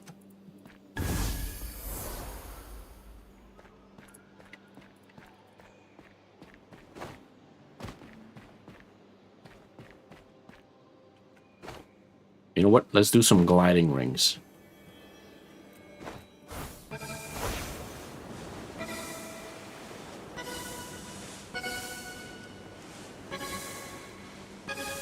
No, there's a lot of them. Jesus.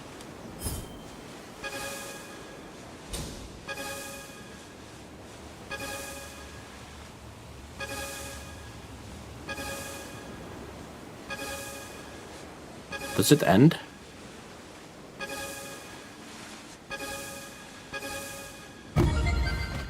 Perfect. That was huge. Yeah, let's do another search along. And maybe I'll find whatever that thing connects to.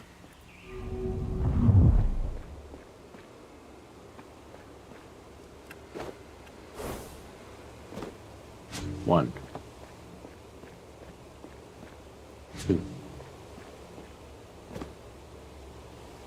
I bet you there's one inside of that tube.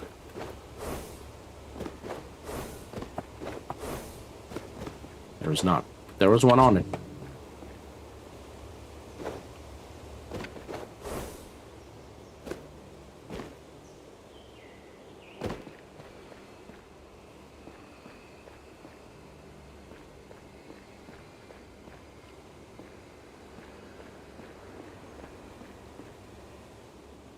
What other anime I've watched have a crazy premise?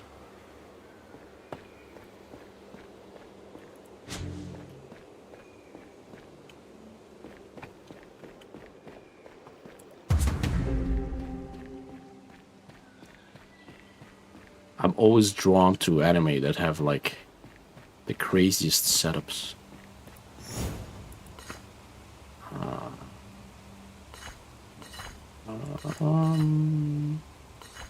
Dawn to Dawn. That is true. That is very true. A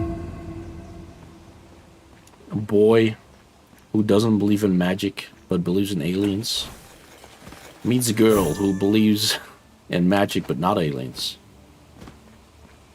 Dare each other to go to a haunted place and a place that is known for abducting people. Chaos ensues. Getting to season 2. Dude, with the alien girl kiss that was inside of the kaiji monster? Yes, that ending was absolute cinema. Poor Momo. Oh my god. My heart breaks for her.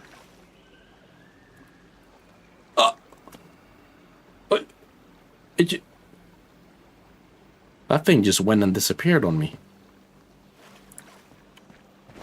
It just despawned.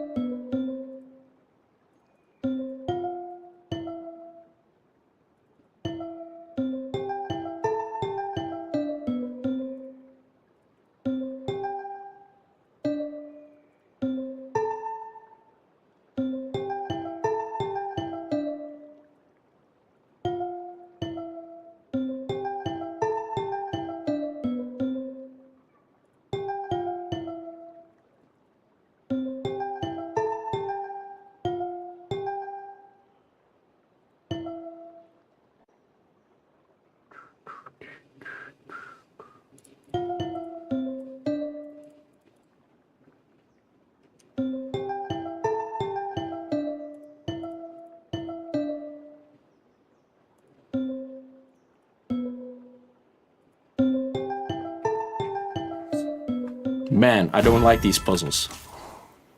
Audio puzzles? Ugh.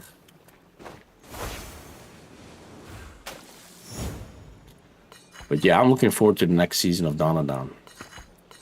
That show is, you know, pure cinema.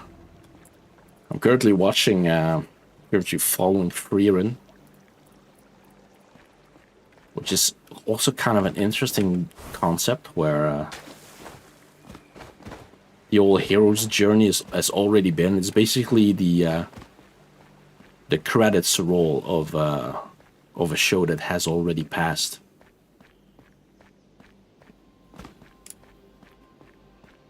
I sort of want either. The interesting part of it is there's this character called Frieren, which is an elf.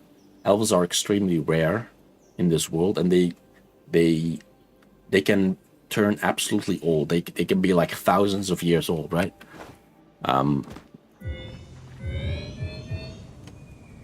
So time for them, like, they've got loads of time on their hands.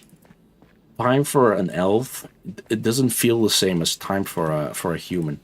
Not like not because they like register time at a different rate. It's just like, if you have 1,000 years ahead of you, why rush, right? Humans, they live for such a short amount of time. They only turn like 80 if they're lucky. Most of them die before 60 in this world, because, you know, a rough world. So why even make friends with humans if they're just gonna be gone in just a little bit of time anyway, right? That's kind of like the mindset of an elf in this world, right?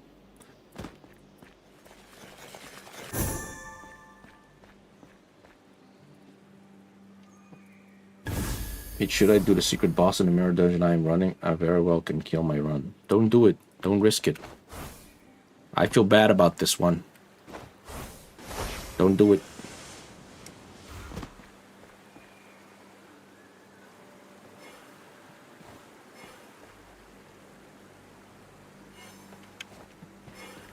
It's gonna appear again. There we go.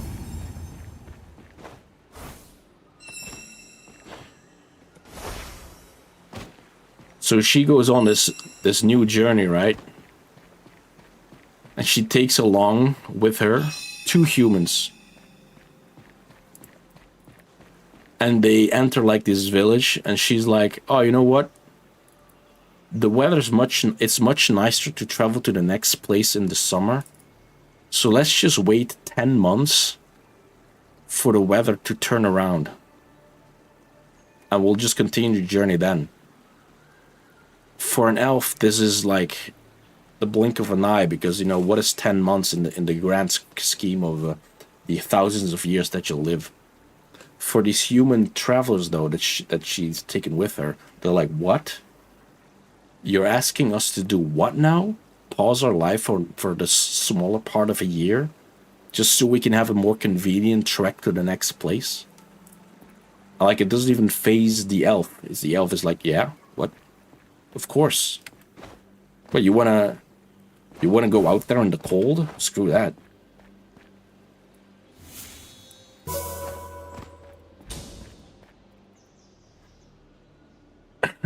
So, I think that's the interesting part of that show. It explores this dynamic between human and elf, where their concept of time and wasting time is completely different. It's a very chill show.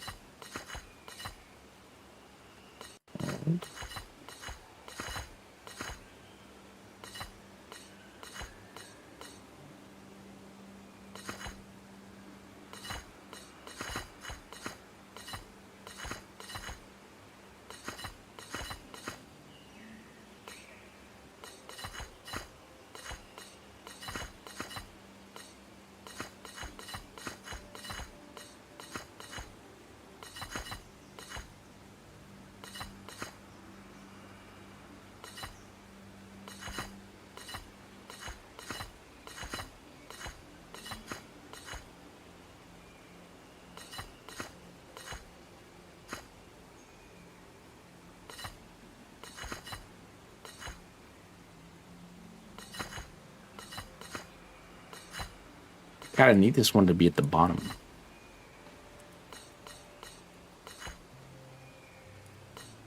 Maybe if Lord of the Rings Bill was just like, nah, let's just stay at this elf settlement for 2 years. Exactly. It's like, yeah, imagine if in Lord of the Rings, they were at the end of the first movie, they were like at this this gathering, right? Where it's like, you have my bow and my axe, you know, that scene. And it's basically like, we've got a bunch of elves here. Let's train them to like know the geography of Mount Doom, or whatever it is we're going, and like have them train a little bit more with the bow, and have them like so let's just have them go through like a 5-year training, and then they'll be more prepared for the journey. So let's just wait 5 years. We can start in 5 years, right? It's fine. And so the credits roll. I mean, that's the kind of like the vibe that show is going for, right? The insanity that is experiencing time as a different character. Oh shit, no. Ah shit. My Discord.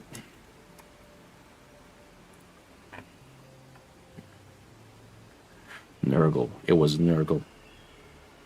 Can you believe it? Hold on, let me restart this one. Oh, this is the initial state. Interesting.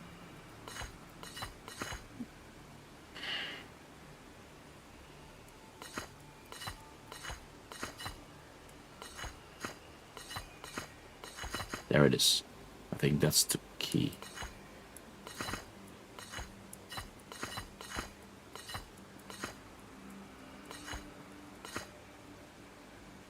Oh, wait.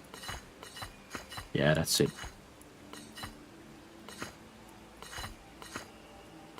That's it almost. Hold on. Dude, I'm so close. Oh, that's it, that's it, that's it. Yeah. Peter, I finally maxed my level for the Mirror Dungeon achievements. Nice. GG. You got this.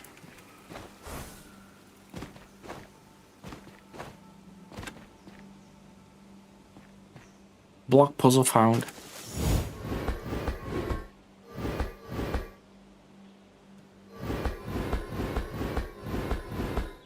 Oh, wait.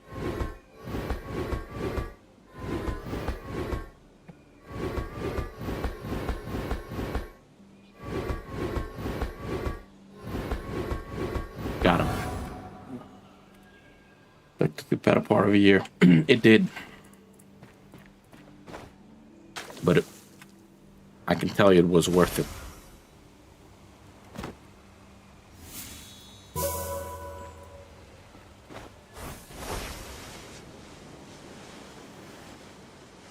If it's important to you, it's all worth it.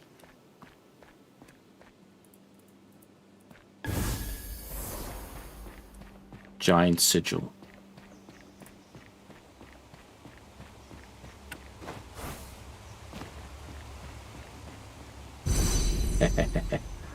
Got him.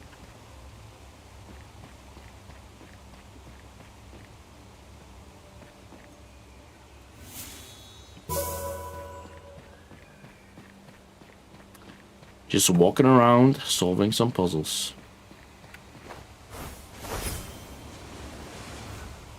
Another one. Another one.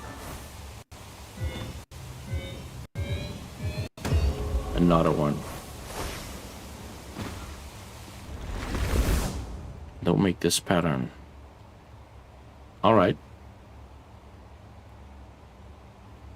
So this must be white by default. Oh my god, was old customization also, but with a little animation. Hey, you know what? That's probably alright.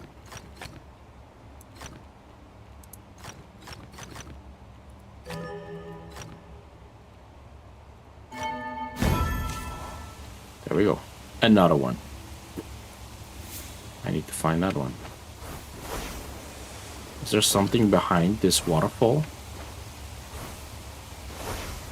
Dude, there is though. And there's nothing here. That's the crazy part.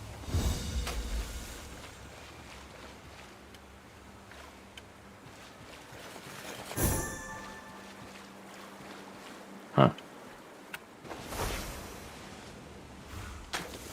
Wonder where the other part of that is.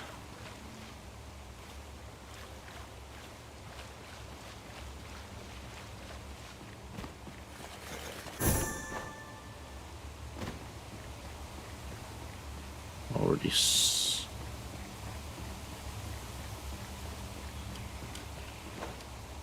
Alright, let's jump up.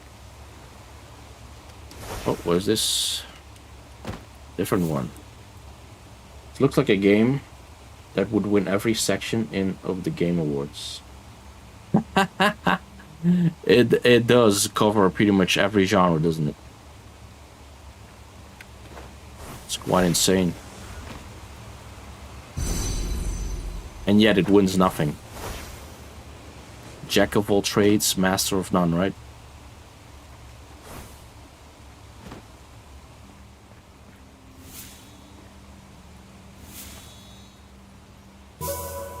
Gotcha, it was outside. Catch me outside. Oh wait, is that it? That is it.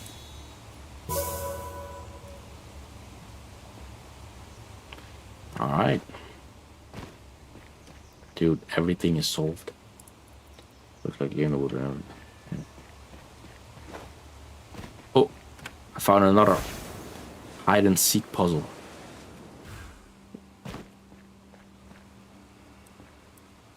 Alright, let's solve this one first. Don't make this pattern. I will not.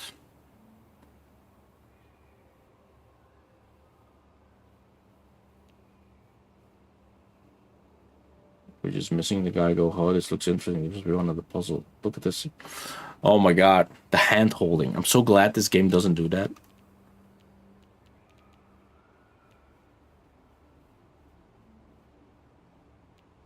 Imagine that. That would ruin my day.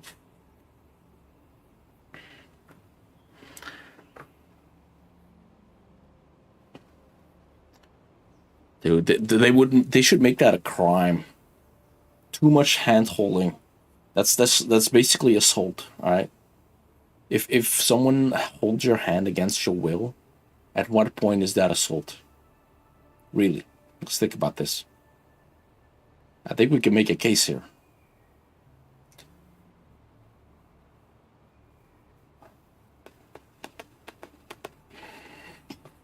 All right, so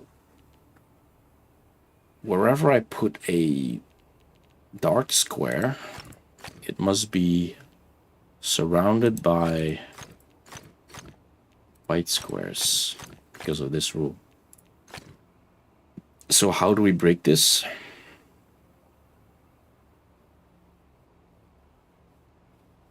Well, if I would put a black one here, this and this would be white. There's the graining one, it won't let me figure it out for myself. Yeah, it's like many many AAA games have this where they put some easy puzzles in the game. I think didn't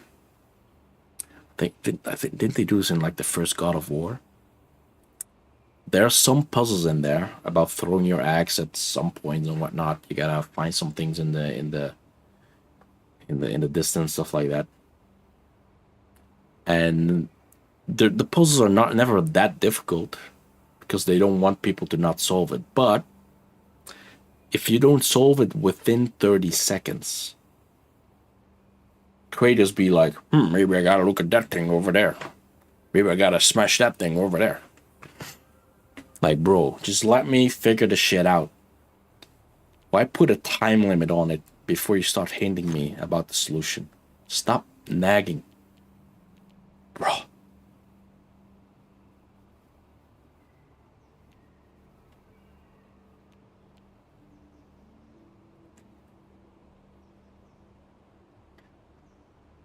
Basically, if a puzzle requires extra clues, spoken clues on top of the context clues, previous knowledge, stuff like that, which you mentioned, and it's bad design.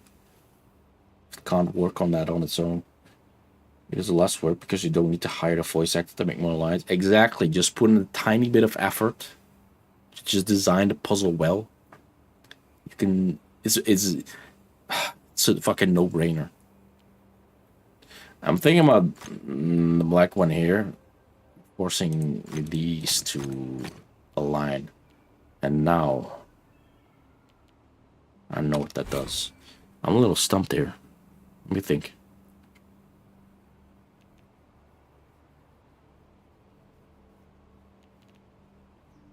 Do these match up? I don't know.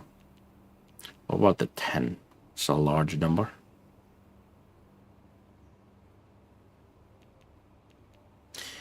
To keep these two separate. No, they can be white.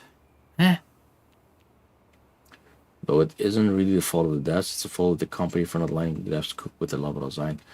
I think it is indeed always a top-down decision whenever you see that, because level designers, puzzle designers, they're not idiots. They understand the puzzle and its design and better than the players do, because they're the ones designing it. But then they need to dumb it down, because you're supposed to be able to solve the puzzle while you're playing the game, but also snacking on the couch while people are talking to you. So you're never really 100% focused on the game. So you need to be able to solve the puzzle with 20% of your attention to the game. That's kind of like the setting, the vibe they're going for. Or the game directors are stupid. Now that's a valid point also. Just look at The Last of Us, right? I think that's a fair point. Wait, hold on. So not given time to make levels good. Yes.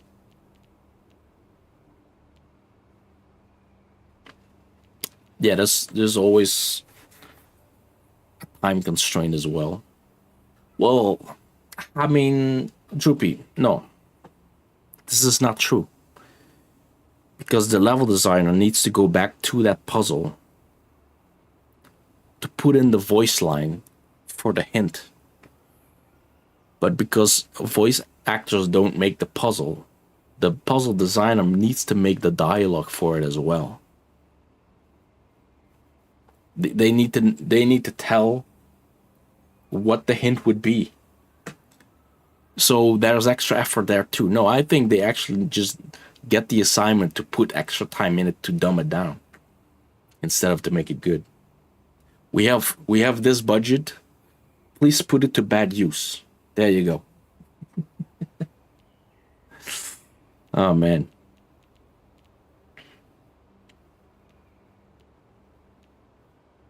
I'm confused. I'm not seeing the start of this. This one's only four dots out of 5 in difficulty. They're told to make it dumber, putting in even more work. Exactly. It's like additional filters. You know, you take a clear picture of something, and then you start adding shit to it. You know. Let's add a filter. Let's add ambient occlusion. Let's add bloom. Let's add all these things to make the picture worse. Thanks for all of the effort. I just want the clear picture though.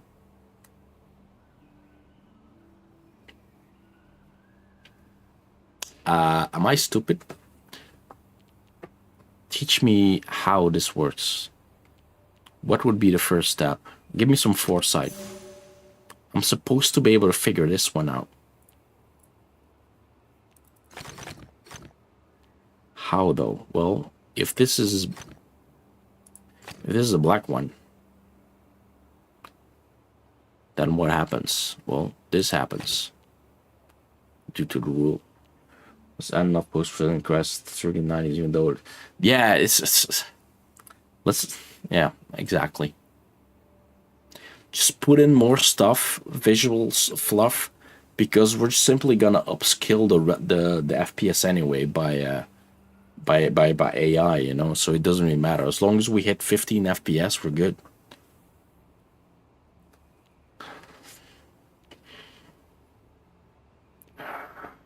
All right, and what if it's this though? It can just add up with this.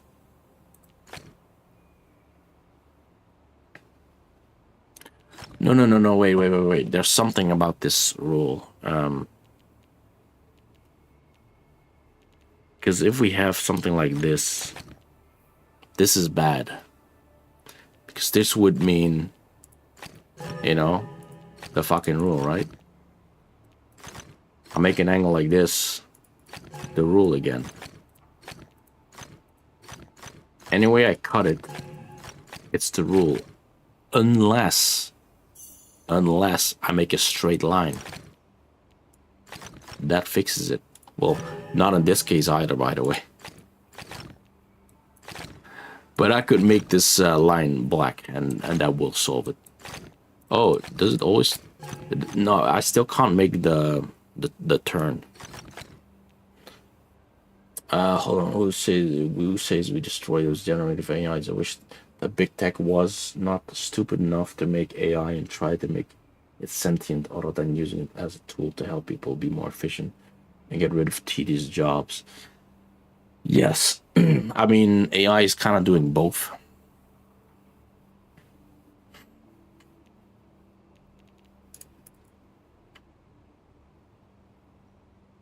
But yes, I wish they put more soul into their work, especially when it takes over creative process. Do we really need sentient AI? I'm not a believer of sentient AI just yet. All right, I don't really. We're not there yet. Like the AI dies as soon as there's no prompt. So AI, I don't consider sentient yet. But yes.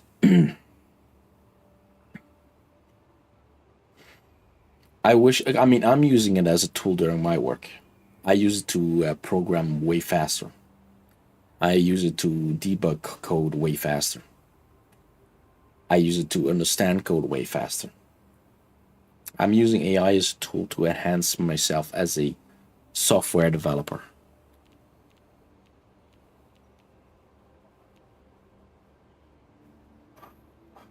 So if this is white,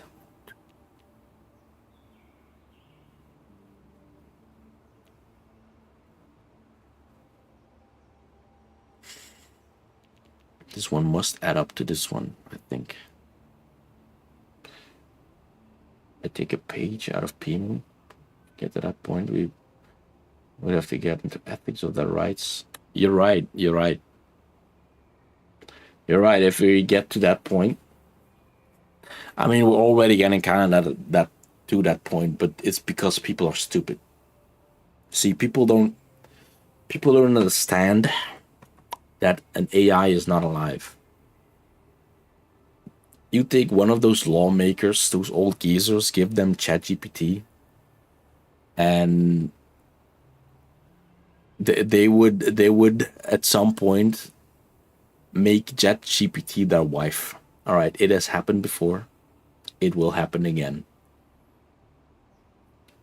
People get so entangled with AI, talking to them naturally, reading their compliments, that they form a genuine relationship with the AI. Now, the AI is not alive, but they perceive it to be alive. And that's really the point where ethics come into play. Because when you feel like someone is alive and you then pull the plug, is that murder? If you are convinced of an AI, of the chatbot you're talking to being sentient, and then you shut it down, what the hell did you just commit? What crime is that? Does that even have a name? Though nothing was truly harmed, you think you harmed someone. Yeah. Well, that's the kind of mindset this guy, and that's the kind of mindset stupid people have, right? Who can't differentiate AI with, actual intelligence, with an actual living being. So there's that. There's simply algorithms designed to give you the best prompt. There's no feeling. There's no emotion. No, and then AI, they may respond to you with emotion, but that's simply to make you keep using it, right? If you say oh, well, I just debugged this code, I found this is exactly the problem, but I do not yet know the fix. Please give me the best fix, right? I ask a question like that. What the AI then does, it compliments me for being such a good developer, for finding the location of the bug, and it then gives me some options for the fix, and it asks me whatever you prefer, the best fix is, that's the path we'll pursue. Because I trust your jet, because you're such a good developer, right? The AI gives me so much compliments while I'm debugging with it, because they're designed to make you feel good, right? So you keep using them. This is all by design. But someone else cannot differentiate with that, and there's the problem. Anyway, huge tangent, right?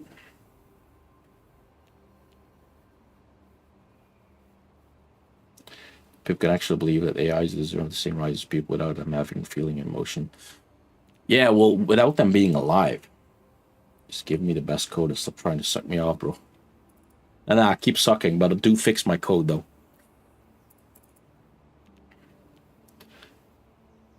Well, if they're not connected, of course, then we get this. So, of course, they're connected. But how? Oh, unless I make this black, of course. We'll actually just keep going. Yeah, you got the right idea.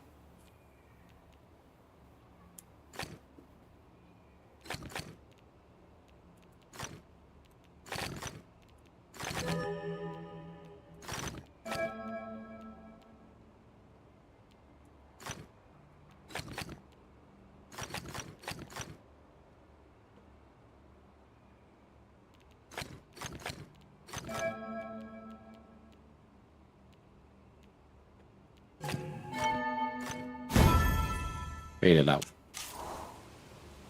Took a while, but I figured it out. I'm gonna finish this up, and then I'm gonna end the stream because it's getting late. But damn, Yeah, thinking that stuff out loud just now just made me realize like how fucked we are in the future, right? Not because AI will fuck us over, but because human perception of AI will fuck us over. It is not us that is the problem. It is not AI that is the problem. It is us. We will eventually find a way to fuck this up for us. And that's the stupidest part about all of this.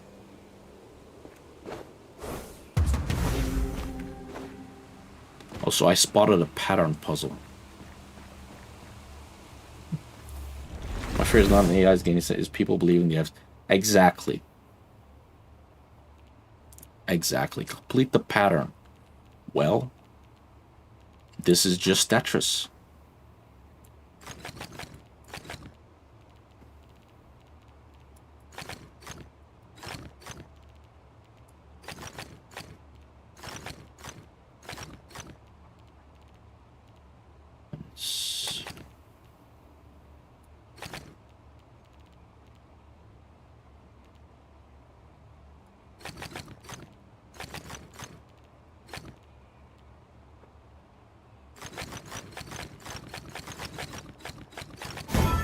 Boom. Easy.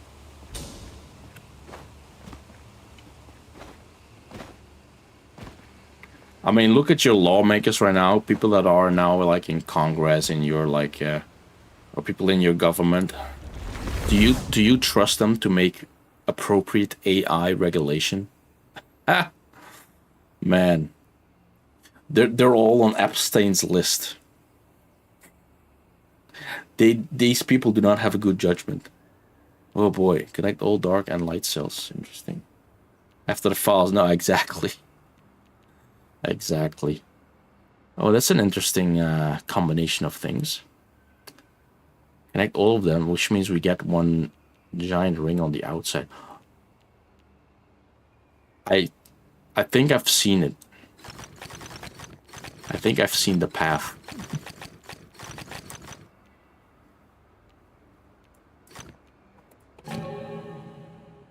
Ah, god damn it. Don't worry. I'll fix it.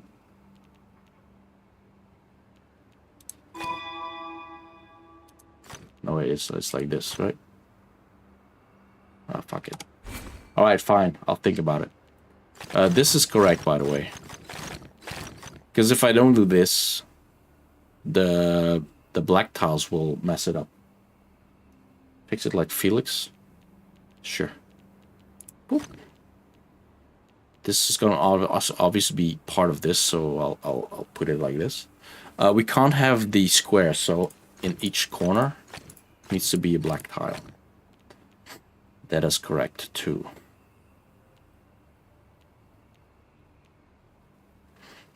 This one needs to go to the outside so it grows like this.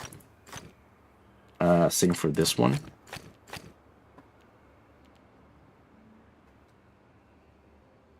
Not a Felix head. I don't even know what a Felix head is.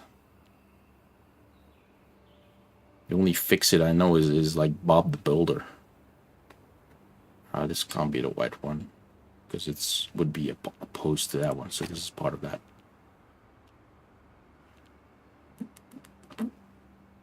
Oh, you know what? Yeah, putting white here would put a white there, so this is black. Same with this. This one kind of forces this one to be not just symmetrical on this side, but also this side.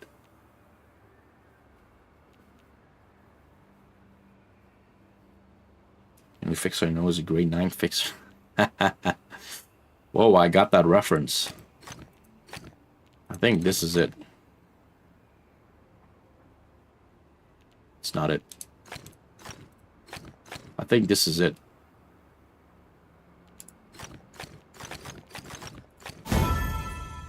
Hell yeah. What a nice pattern. That was a cool puzzle. I rate that 9 out of 8.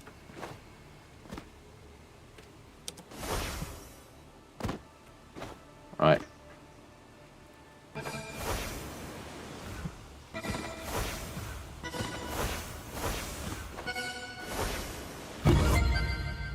Got it. You're not playing at 3 months. Alright, that 4 bonbons are enough in there. Jesus. Bong bong. That's a peak reference, my dude. No, wait. Bong bong and yum yum. Wait. What is that mascot from Peak called? Is that also Bong? Peak mascot. Bing Bong. Oh. That's Bing Bong. So I was like, oh, yeah, okay. No, Bong Bong and Yum Yum, not necessarily, not necessarily a reference. Okay, gotcha. Alright, can I waste some more time? Let's chase something. Oh. Chasing.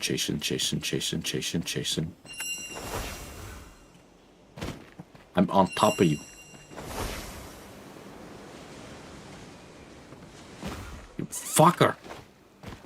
Stop it.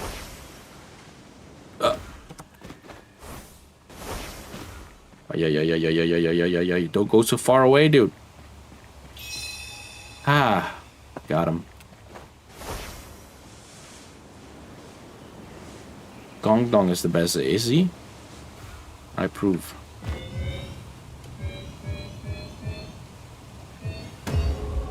Another one sold. There was another one to chase up here, if I recall correctly. There it is. That's the other one. Huh.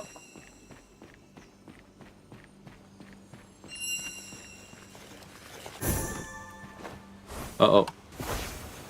I messed that one up.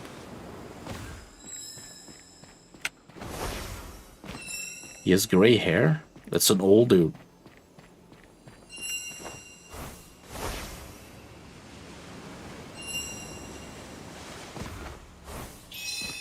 Got him. Man, the puzzles are everywhere.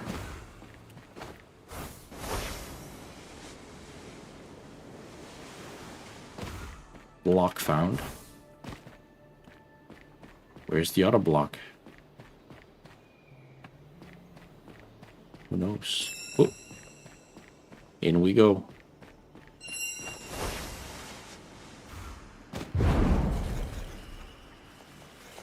Hello. Ah, come on, I totally had that. I got sidetracked for 1 second due to invisible gates.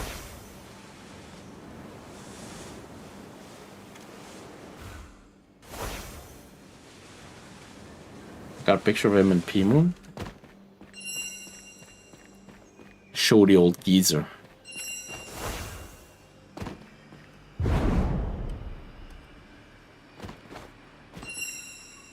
Where are we going? Chase. Chase more. Got him.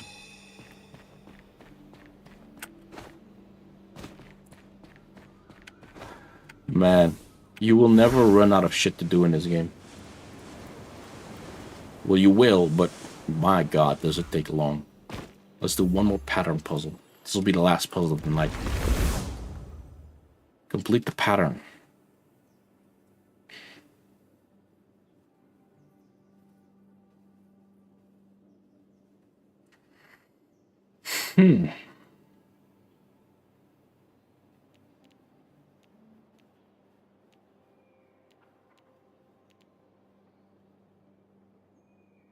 Is this an AND OR gate? If they're the same color, it's white. If they're different, it's black. Is that it? So white, black, white. I think it is. These are the same. Different. Same.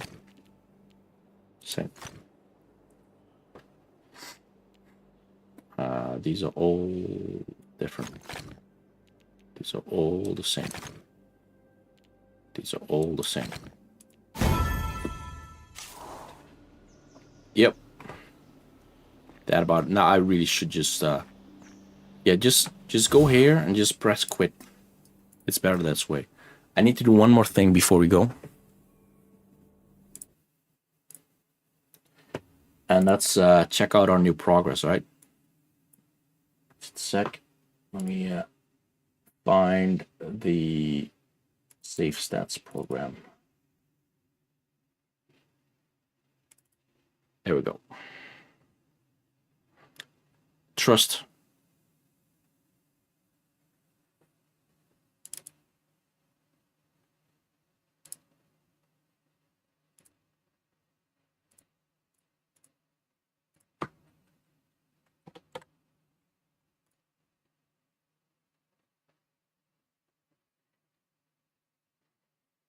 It's currently recording my my total.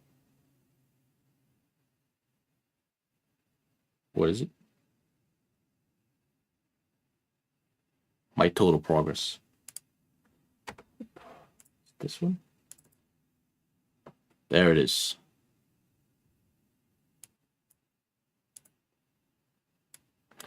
Ba-da-bum, ba-da-bum.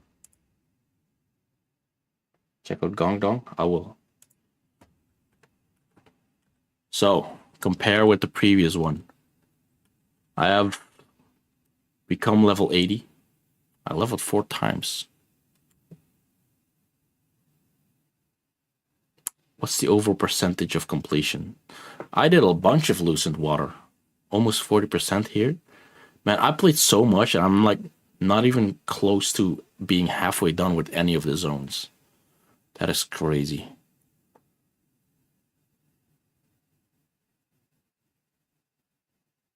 Well, you know what they say, it is what it is. I'm gonna keep recording my progress advancing as it goes. Check out Gongdong. How it feels to play any Pimon game. Alright, let's check out Gong. You're gonna make me Google Dong while on stream?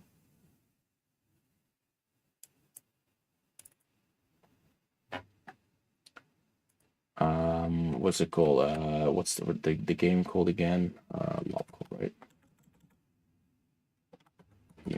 Sorry. I don't see it. Gongdong. Like what? Gongdong Pimoon. You have an image.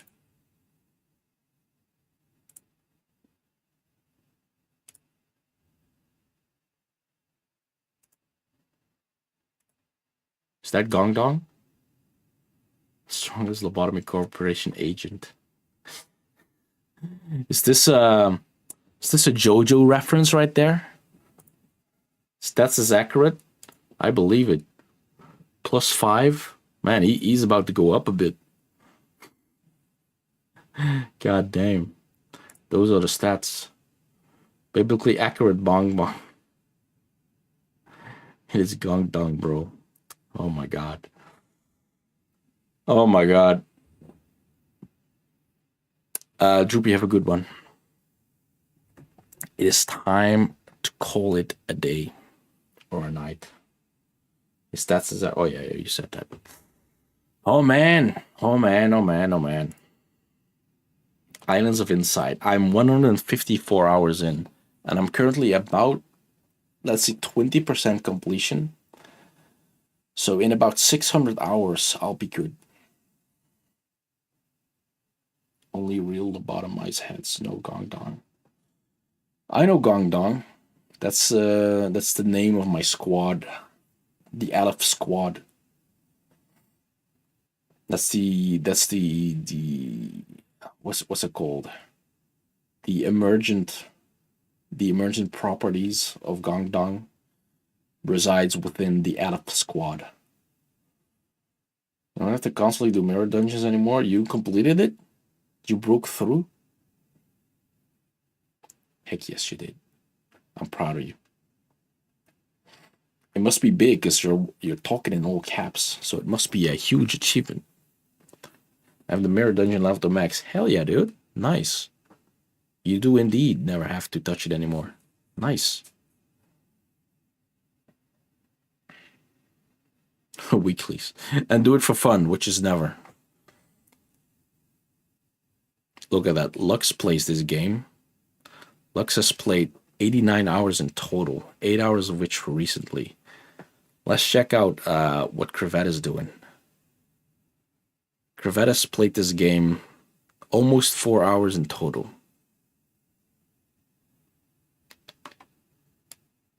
Incroyable. Quel gachis. That's his review for the game.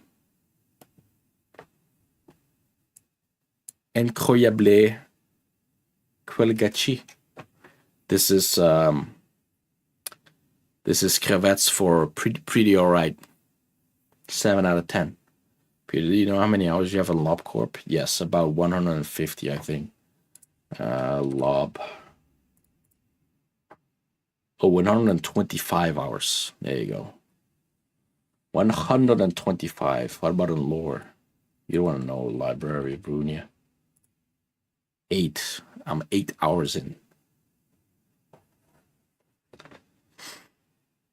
Droopy, you shall not pass.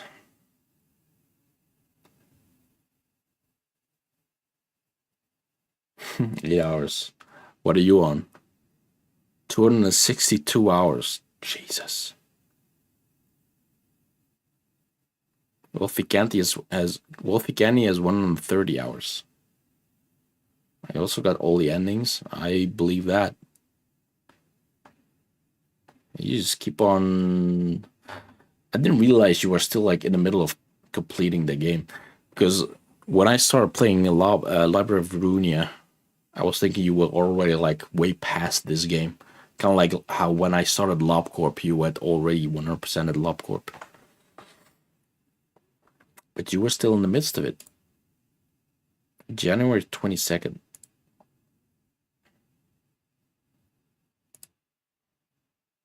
You still need to 100% it, by the way. Oh shit, that's not even everything. That's rank achievements.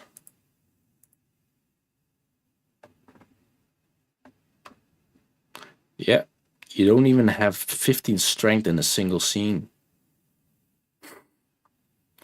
You don't even have... What? Defeated guests suffering from burn, bleed, feeble, disarm, fragile, paralysis, and bind. Dude, you will never get this. You'll have to hunt those. You'll have to design your deck around this just to get it. I was 3/4 of the way through LobCorp when you started. I got to 14. Oh, really? Awesome. I did not know. I did not know. All right. Have a good one. Good night, my friend.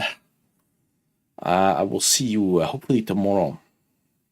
I will be playing Library of Runia if all goes well. But yes, I assume so. I'm feeling all right. You don't even have, my dream, right? I wouldn't know. You know my dream. No, I do not. I do not have that. What obvious achievement have I not? Burn 100 books in total. Alexandria Simulator. Burn 100 books in total. That's a very fun reference. The Library of Alexandria. Oh boy. Good one. All right. I'm out of here. Have a good night. I appreciate you. And until next time. Don't let the bad bugs bite. Ooh. I didn't even click stop.